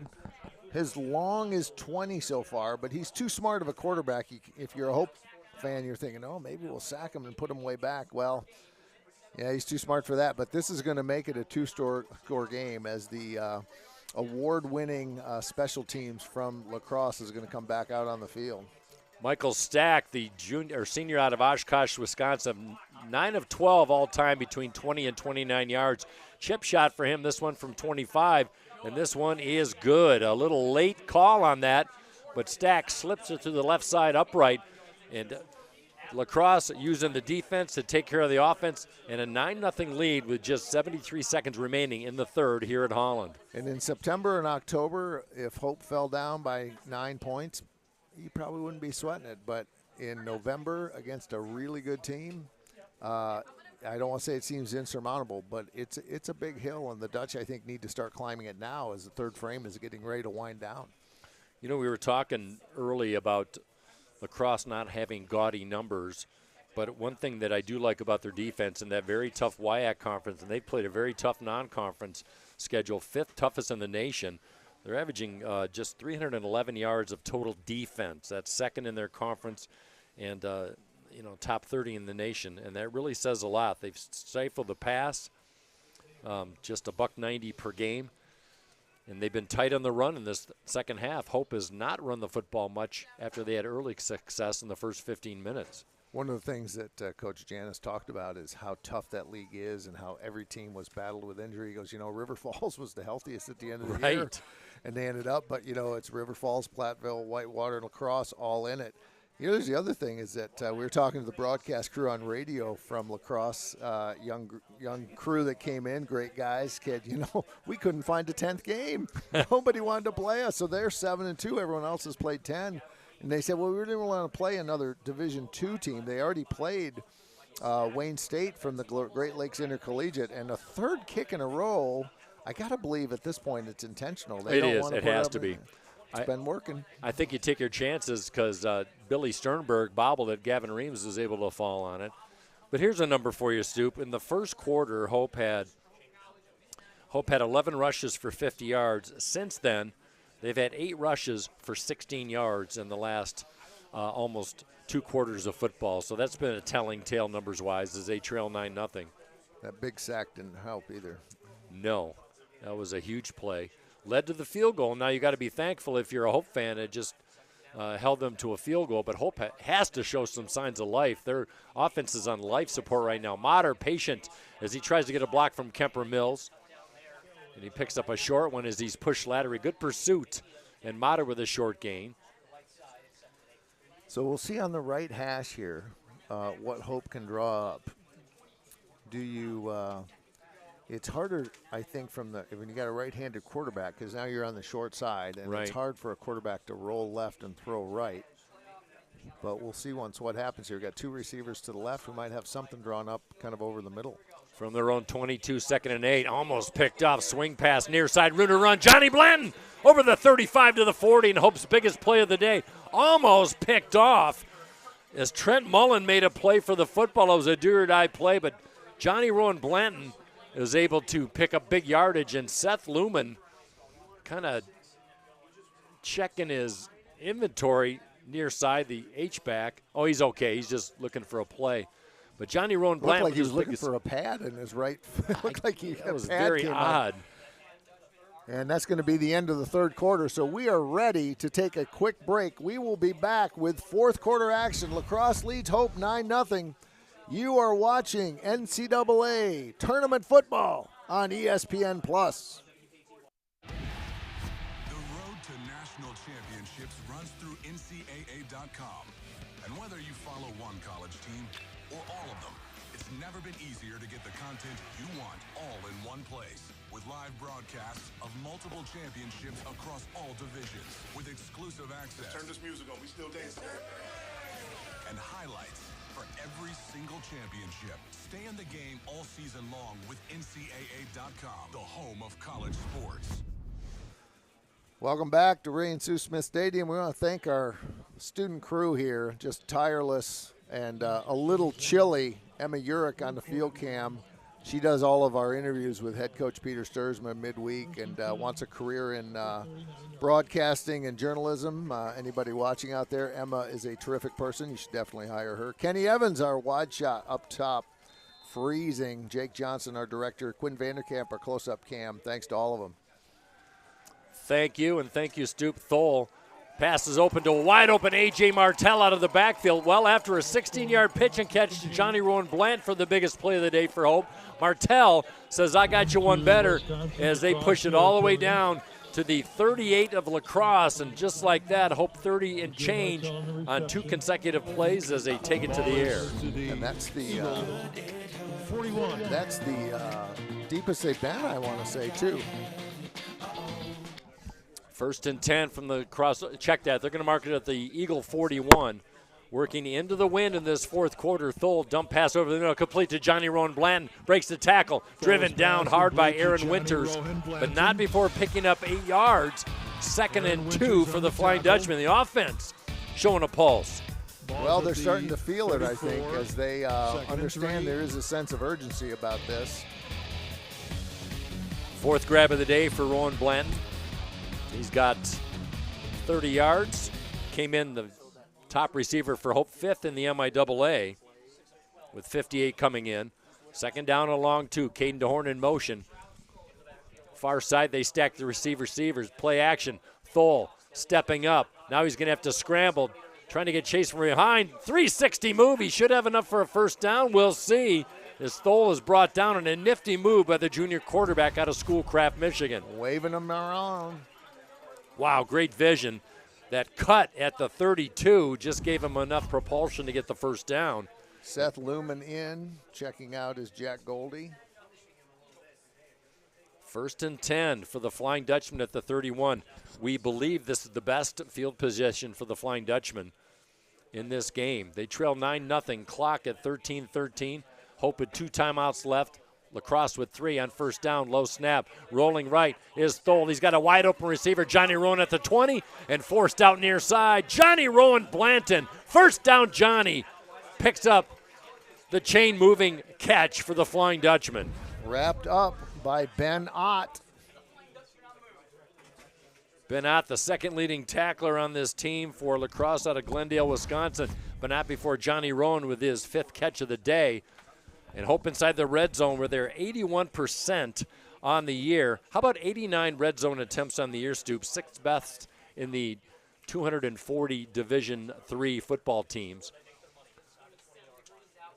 They do very well as they stack it right side on the bunch. Faking the reverse. Thole flushed out. He has to dump it, and Cal Motter can't hang on to it at the 15. He might have been out of bounds if he did make the grab, but a good chase down by Lacrosse defensively, led by number 55, Ben Moore, the senior defensive lineman. 2nd and 10. Hope has had the propensity to give up a sack on the year, but Thole's only been dropped 1 time, and that was a big one. That led to the Lacrosse field goal. But Hope knocking on the door. They need a score. Would love to get 6 out of this. They'd take a field goal, but would love to get 6. 2nd down and 10. 4-man rush for Lacrosse. Straight up over the middle. Martell met head on, and he is whipped down at the 20. Henry Walsh coming in from the middle linebacker position, 6'3", 215, really stood him up. And now we got 3rd, and under the circumstances, you might call it unmanageable, as this is going to take a play that is well above the average per carry or per play that Hope has experienced so far today. Agreed. 3rd and 10 to be exact. How about Henry Walsh, senior out of Monona, Wisconsin? He's got, for a defensive tackle, he's got 2 career interceptions. You don't see that too often. 3rd and 10, just inside the near hash mark. Snow continues to fall, not as heavy as it was earlier. Thole is going to try and go through the air. He is in danger, trying to run out of trouble. Still on his feet, he dumps it near side. He had Seth Lumen in the vicinity, but tremendous chase down as Christian Powell came in from Thole's right side, the defensive end, causing havoc, and it'll be 4th down. And hopefully Hope will keep it, or I think they're going to go for they're going to go for a field goal attempt. I think they have to, yeah. Caden Balkin from 35. Tough angle for a right-legged kicker. And Balkin in his career, 4 of 7 between 30 and 39. He had a career 6 high of 12 on the year today. Yes, sir. Thank you, Scott. Career high 45 in the game winner. Now a fake, or check that. Might have been a mistake. Blanton trying to get to the outside, and Blanton's going to go down. I don't understand if Johnny Rowan Blanton, the holder, had us blocked. We couldn't tell if he bobbled the football. I think he might have. I don't think that was a planned play. There was no receiver down there. See if we can get a replay on that one. And here we go. Yeah, he bobbled the football. Rowan Blanton looked like he had a clean snap. Snap was a little high. Yeah, okay. And, I think at that point, Balkin would have just been kicking at air, or at least a ball on the ground. And so probably a smart move by Rowan Blanton, but really not a lot of options. Just almost like going for it there. It's got to be frustrating for the Dutchmen. They put their best drive of the day together as the 4th quarter starts, and they got nothing to show for it. And now Hope will have to rely on the defense to get themselves back in the game, as Ott, the Wildcat, running back out of Glendale, Wisconsin, picks up a tough 3 yards as he tries the right side. Lacrosse just trying to play ball control. North Central 10-0 over Hanover. I watched Hanover last week play a really strong game in their first-round win. They were not favored in that game, and Hanover won their first playoff game since 2000, I believe, or 2003, but they're playing number 1 ranked North Central. How about Alma up 7-3 over Platteville, 7:51 in the second. I think that game's going to be tighter, Scott, than most people are talking about. Check that Lynch breaks a tackle, but finally he will be stopped at the line of scrimmage. Bezo in on the action, Parlberg, and a host of others. Bethel beating Co 27 in the second. Hopkins over Springfield in the third, 134 left in the third. And Salisbury and Endicott locked up in the third, 20 each. Will Wow. DeBoer, Endicott, Hope College grad, working hard. Endicott was down 13 in the first half of that one. Endicott just took a lead down with the extra point.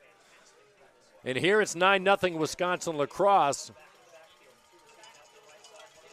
Third down and 5. Haas with time over the middle once again, and that's been a great spot for Marko Rajkovic, the tight end, as he picks up the first down and he works his way up to the 42, and La Crosse picks up a huge first down with 9:33 and running in this contest. Well, given how quickly the time has expired, given the fact that La Crosse is going to keep it on the ground or short completions, and given that we got just a little north of 9 minutes, I think time is going to become Hope's foe here in just a bit. I completely agree. And Haas having himself a really nice day. Just 104 yards through the air, but he's been very efficient, 17 of 23. Now they give it to Lynch. He'll kick it outside, breaks the tackle, off to the races. He's got one man to beat. And Keaton Hendricks, a touchdown-saving tackle, but that's what Gabe Lynch, the preseason All-American, can give you, and a huge gain. Well, that was what I was worried about at halftime, is what team was going to be able to unleash one. And so far, it's been the La Crosse Eagles, as it only takes one missed assignment or one missed tackle, and that's what happened. And credit that up front line to get him sprung, and then credit Mr. Lynch for being able to break through. Oh, showing some breakaway speed. How about a 41-yard dash? He's flirting with 100 yards. He's got 97. La Crosse trying to put the dagger up 9-0, faking it right. Haas has time. Now he just throws it away as Parlberg breathing down on him. The white hat pointing to a receiver in the area. Also could have been a borderline hold by offensive lineman Jack Alexander. Either way, no flags on the play, and it's just going to be 2nd and 10. And I think the intended guy who was held, theoretically, Bryce Debris, did not take too kindly to Mr. Alexander with the hold, no call. But neither here nor there. 2nd down and 10, a rare incompletion by Haas. 8:16, clock is stopped. Flirting with the red zone, give to Ott, room to run. Works his way inside the 15 down to the 13, and Braden Ott with one of his best runs of the day. He'll be a couple yards short. 3rd down and a long 2 inside the red zone. La Crosse for the 3rd time this game. Ott's carried it 8, now 9 times. His long has been 14, so he's just been kind of steady. We got 3rd and 2 coming up. I thought that we might get a timeout. It looked like that was what was happening, but nope. The white hat actually just putting both arms extended to begin 3rd down. Remember, Michael Stack, certainly capable with the win, a great kicker for La Crosse. Being down by 3 scores potentially for Hope would be a big dam to climb over, as they hand it off to Lynch over the right side, and he is dropped at the 15. No gain. It'll be 4th down. He might have lost a half yard. And it looks like they're going to kick it. Give Mr. Stack a chance here to show off his all-conference status. Absolutely. Special team player of the year in the WIAC, as I recall. Yeah, he's fantastic. People from, did they say, I don't know, you're from Wisconsin. Do they say WIAC or WIAC?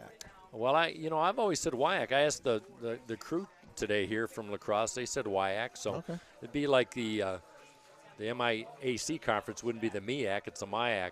I yield to your greater skill. 33-yard boot by Michael Stack. That one is no good. Really? Wow, I thought that was through the right side, but I think it missed right. Just went a little to the right, but that is a huge break for Hope. Nice drive. I looked like a no-doubter, certainly a no-doubter in terms of depth and distance, but just a little to the right. Hope lives to fight another day, but they are now on the clock as they need to move quickly from their own 21-yard line, and they need to score twice. And you can really see the snow beginning to fall heavier now midway through this fourth quarter. Boy, that missed field goal opportunity for Hope looms large. Indeed. Especially when Hope blocked an extra point earlier in the game in the third quarter.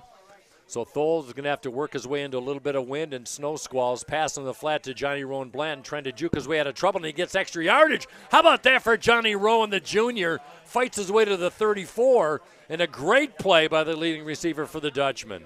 Carver Cram had to come all the way over from the opposite side of the field to make that play, as he was able to, Rowan Blanton was able to cut inside of his original defenders, and good play by Cram. First down for Hope, big play. Hope working no huddle on 1st and 10. Thole trying to fire it, and he's got an open receiver, far side. Good to see Eli Vanderveen in his 6'5" target, the junior out of Hudsonville, with his first grab, playing in his 26th game, and he moves the chains. 2 catches, 2 first downs for the Dutchman. Yeah, Vanderveen got his name called. Vanderveen and Vanderkyle both out there. They're good blockers, but they haven't caught a ton this year.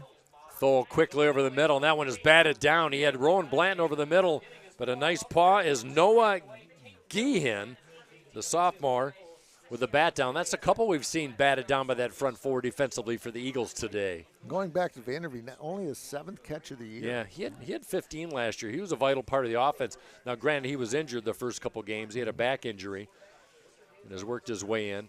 But you got DeHorn and Vanderveen, 2 big targets at 6'5".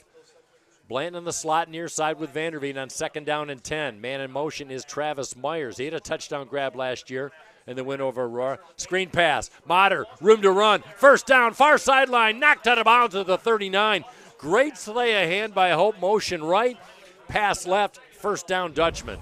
Caught Motter coming over the middle, but you're right. His first look was to the guy that gets everyone's attention on defense, and that's Johnny Rowan Blanton. Touchdown Johnny.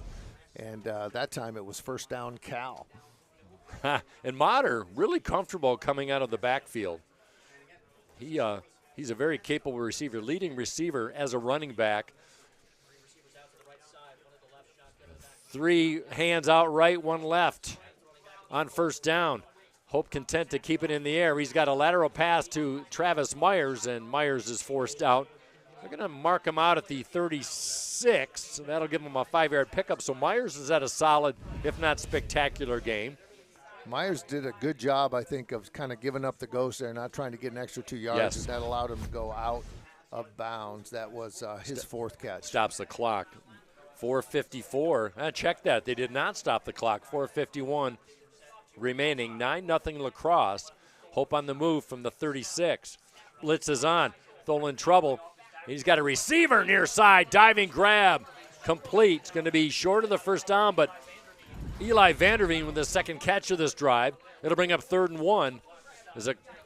How can the clock be moving still if he caught that diving out of bounds? I don't understand that. I thought it was in the last 5 minutes. That might be in NFL.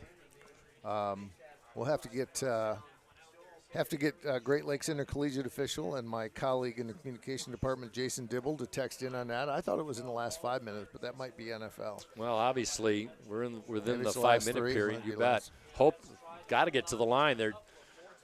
They a little bit of delay getting that play. And 2 H-backs, 1 on the left and the right for Thole on 3rd and 1. Play action to Mata. They go for the home run ball. They've got a wide open Johnny Rowan Blanton, and he catches it at the 5-yard line, and he hangs on. Hope in business on the laser beam over center. And Rowan with a nifty grab went up in the air to haul in. And check that, that's Travis Myers. And he came down hard, both the receiver and the defender. Oh my goodness. I think that was Trent Mullen that went down hard. The all-conference defensive lineman. Oh my goodness.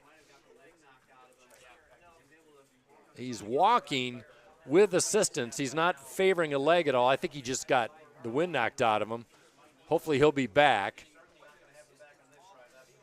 It'll be 1st and goal for Hope at the 4-yard line, inside 4 minutes left. Boy, that was a violent landing on that turf. It was indeed. For Mullen and Johnny Rowan Blanton. Well, according to my quick look here, still waiting for Dr. Dibble to write back in. The clock stops until the ball's ready for play and restarts However, in the last 2 minutes of the first half, the last 5 minutes of the second half, the clock remains stopped until the offense stops the ball. Maybe it's just 2 minutes. Thole, nice drive, passing-wise, 15 to 26. He's over the century mark on 1st and goal. Thole wants to put it in the air. He's got a wide-open receiver. Sky Vanderkyle in the end zone. Touchdown, Dutchman. Makes it a 3-point ball game.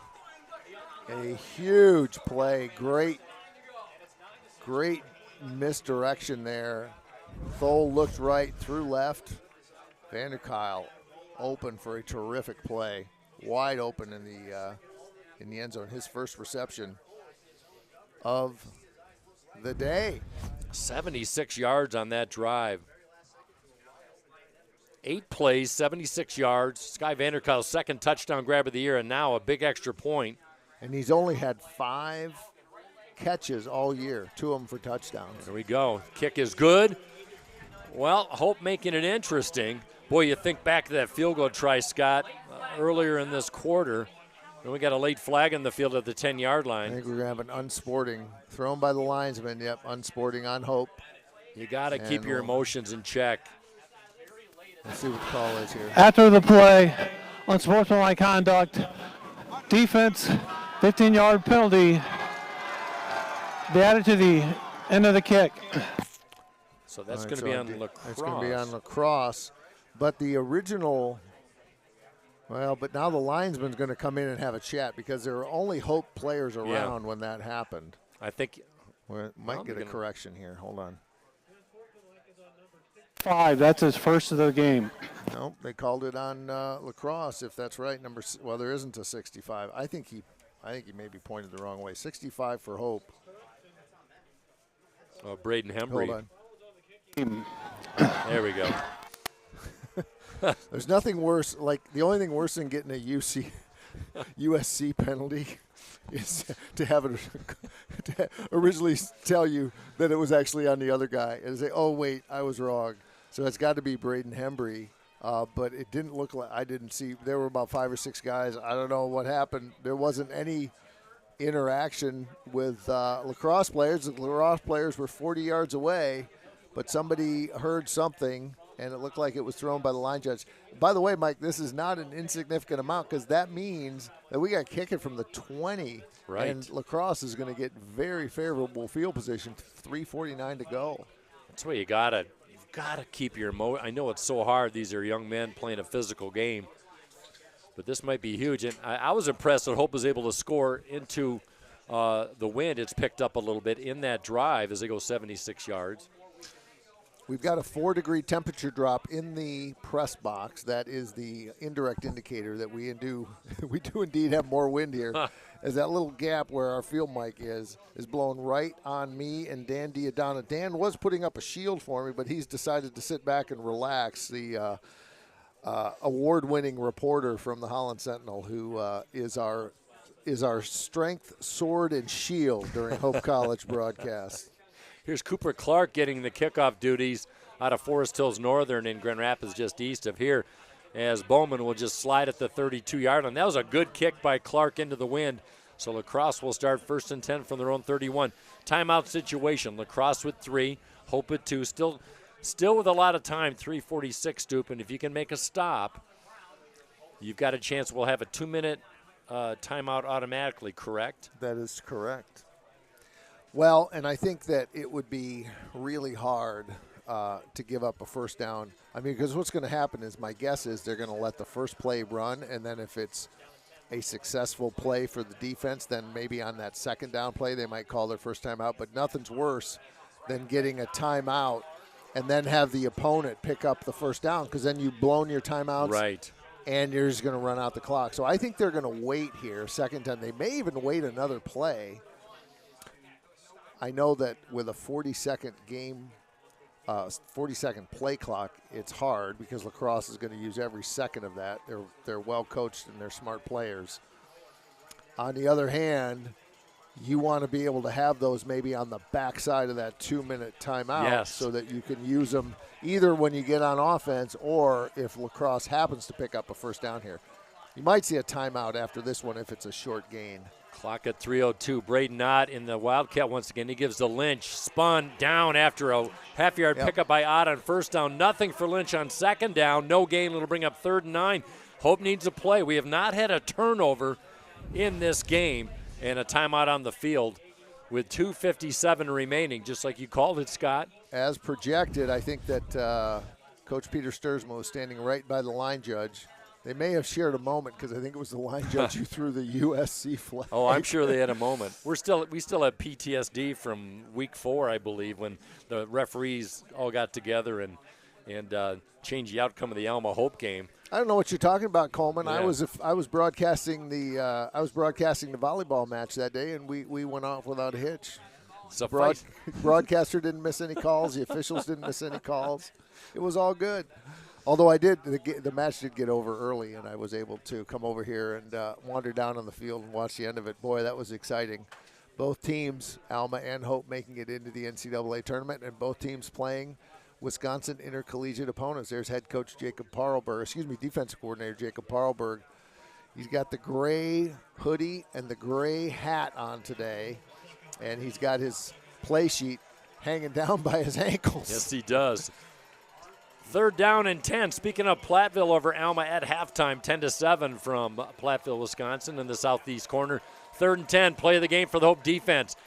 Lacrosse stacks 3 receivers near side, left side on 3rd down. Haas back in the game. Low snap. Haas has time. In trouble. Trying to dance out of trouble, and he's brought down. Liam Danitz with a tackle and a sack at the 18-yard line. And Hope College defense comes up huge with 2:48 remaining in this one. And they're going to call their second timeout, and it's going to be 4th and long, and Hope's going to get decent field position. A timeout. Oh, wait a minute. I think he pointed in the wrong direction again. Well, he signaled Lacrosse with a timeout, but I can't imagine Lacrosse is going to call a timeout in that situation.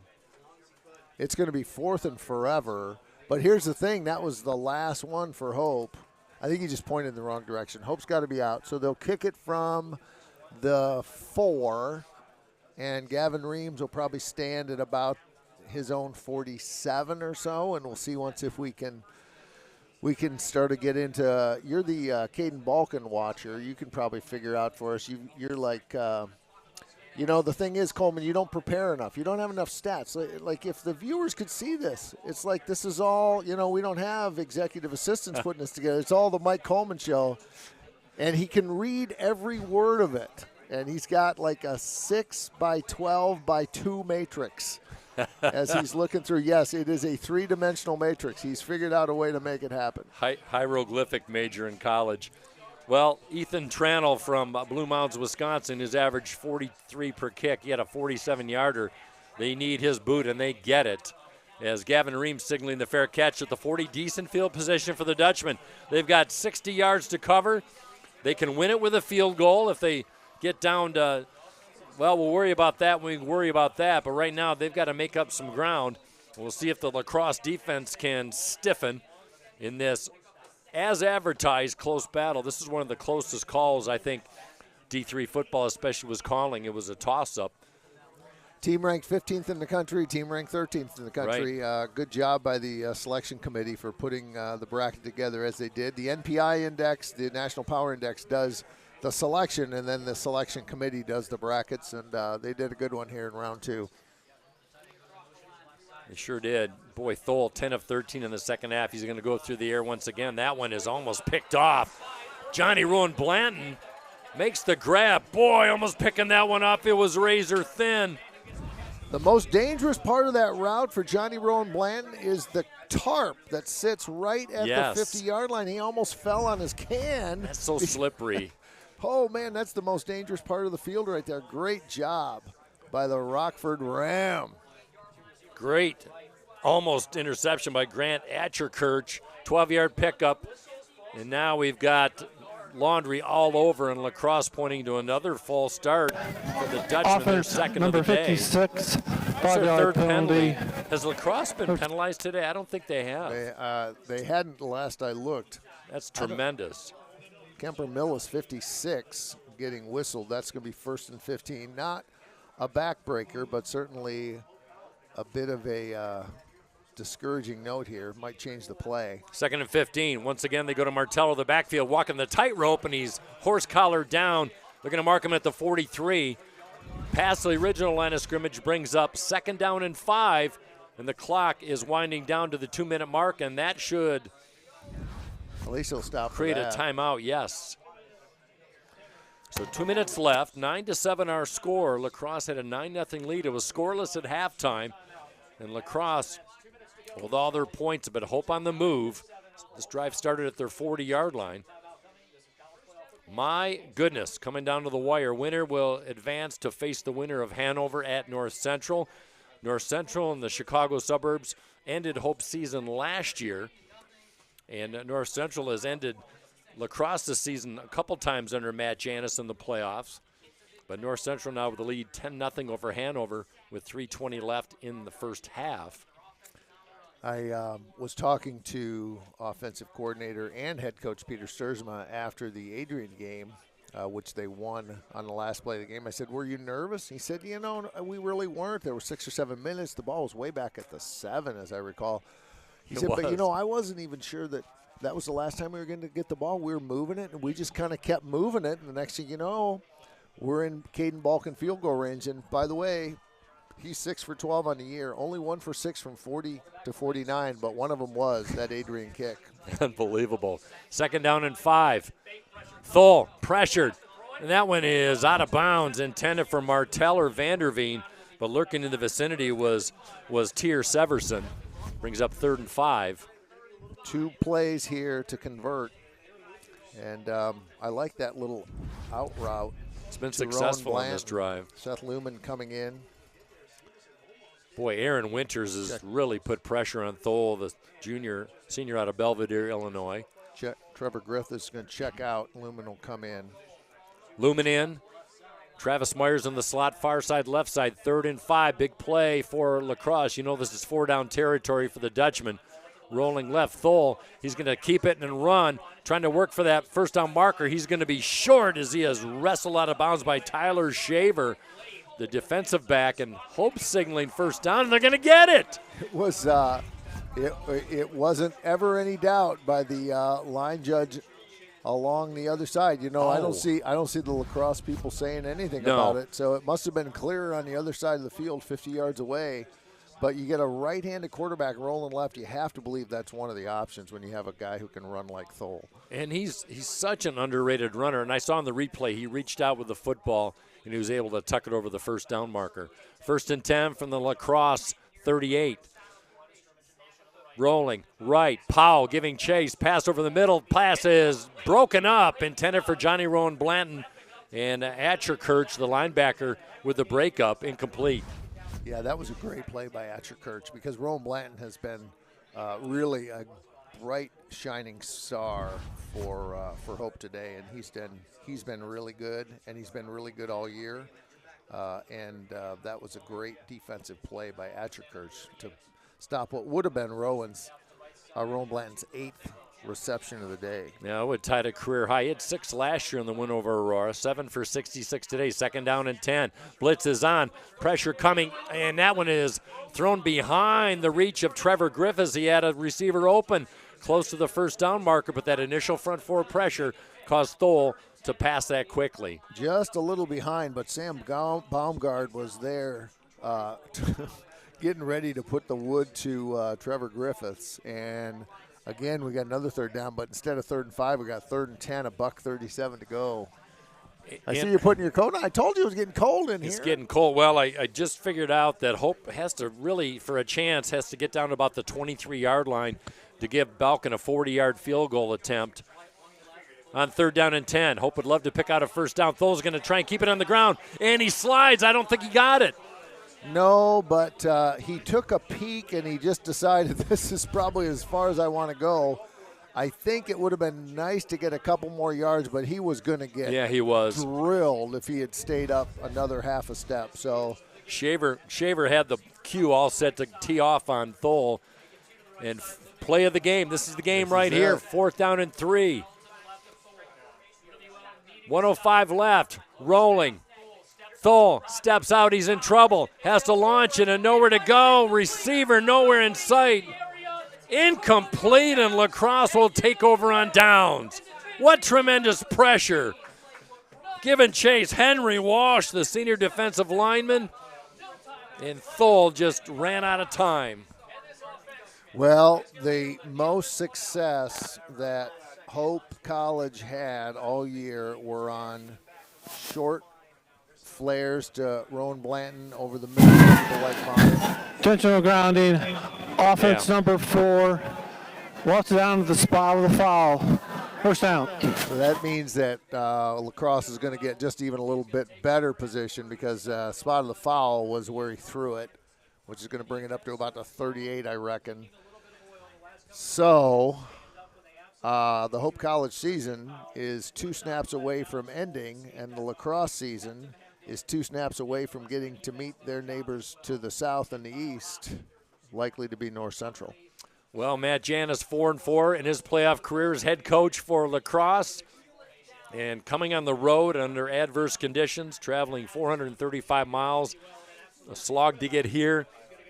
And the hotels were so crowded in Holland, they had to stay in Grand Rapids. Yeah, so they're 35 miles away. He said, "I will be fine," and they certainly were. And congratulations to Coach Janis and his staff and his players. You as bet. This was a well-executed game, and there it they is. are rightfully celebrating beating a very, very good Hope College team, Mike Coleman. And the La Crosse coaches off to our right in the broadcast booth celebrating, and why not? 9-7. Nothing Hope can do to end this clock. And players and coaches will shake hands as La Crosse will move on. They'll move to 8-2 on the year in their 5th straight playoff appearance. And they will move on to face the winner of North Central and Hanover. You can go to the NCAA website for playoff brackets or go to d3football.com for all the updates in this one as La Crosse wins this battle. And looking at the final numbers, our score 9-7 in a slugfest. And looking at some numbers, see if I can find this. Total yards, even Steven, 225 yards by Wisconsin La Crosse, 248 for the Flying Dutchman. Hope had the advantage by 11 plays in total plays, but this was a game of defense, and La Crosse came in and made a huge play on second-team all-conference quarterback Alex Thole. And the defense secures the victory for the Eagles as they will move on. Most likely play on the road if they face North Central, but they would probably be at home if they faced Hanover. We can worry about that later if you're an Eagles fan. So on behalf of everyone here at Hope College and on ESPN Plus, our thanks to the broadcast crew who made this possible on this snowy Saturday afternoon. Phil Blau, our fearless leader, and our student broadcast crew on a very cold day. We appreciate the support today and all season long. For Scott Vanderstoop, I am Mike Coleman saying so long, and a great victory as you see La Crosse celebrating, jumping into the snow off the far right end zone, and a great shot. And they're making snow angels. Why not? A heavenly stop by the La Crosse defense to secure the victory as they win 9-7. Eagles fly next week. Hope you can join that game wherever it may be. And we'll be here next year for Hope College football. But we're proud to give you D3 football on this Saturday on ESPN Plus.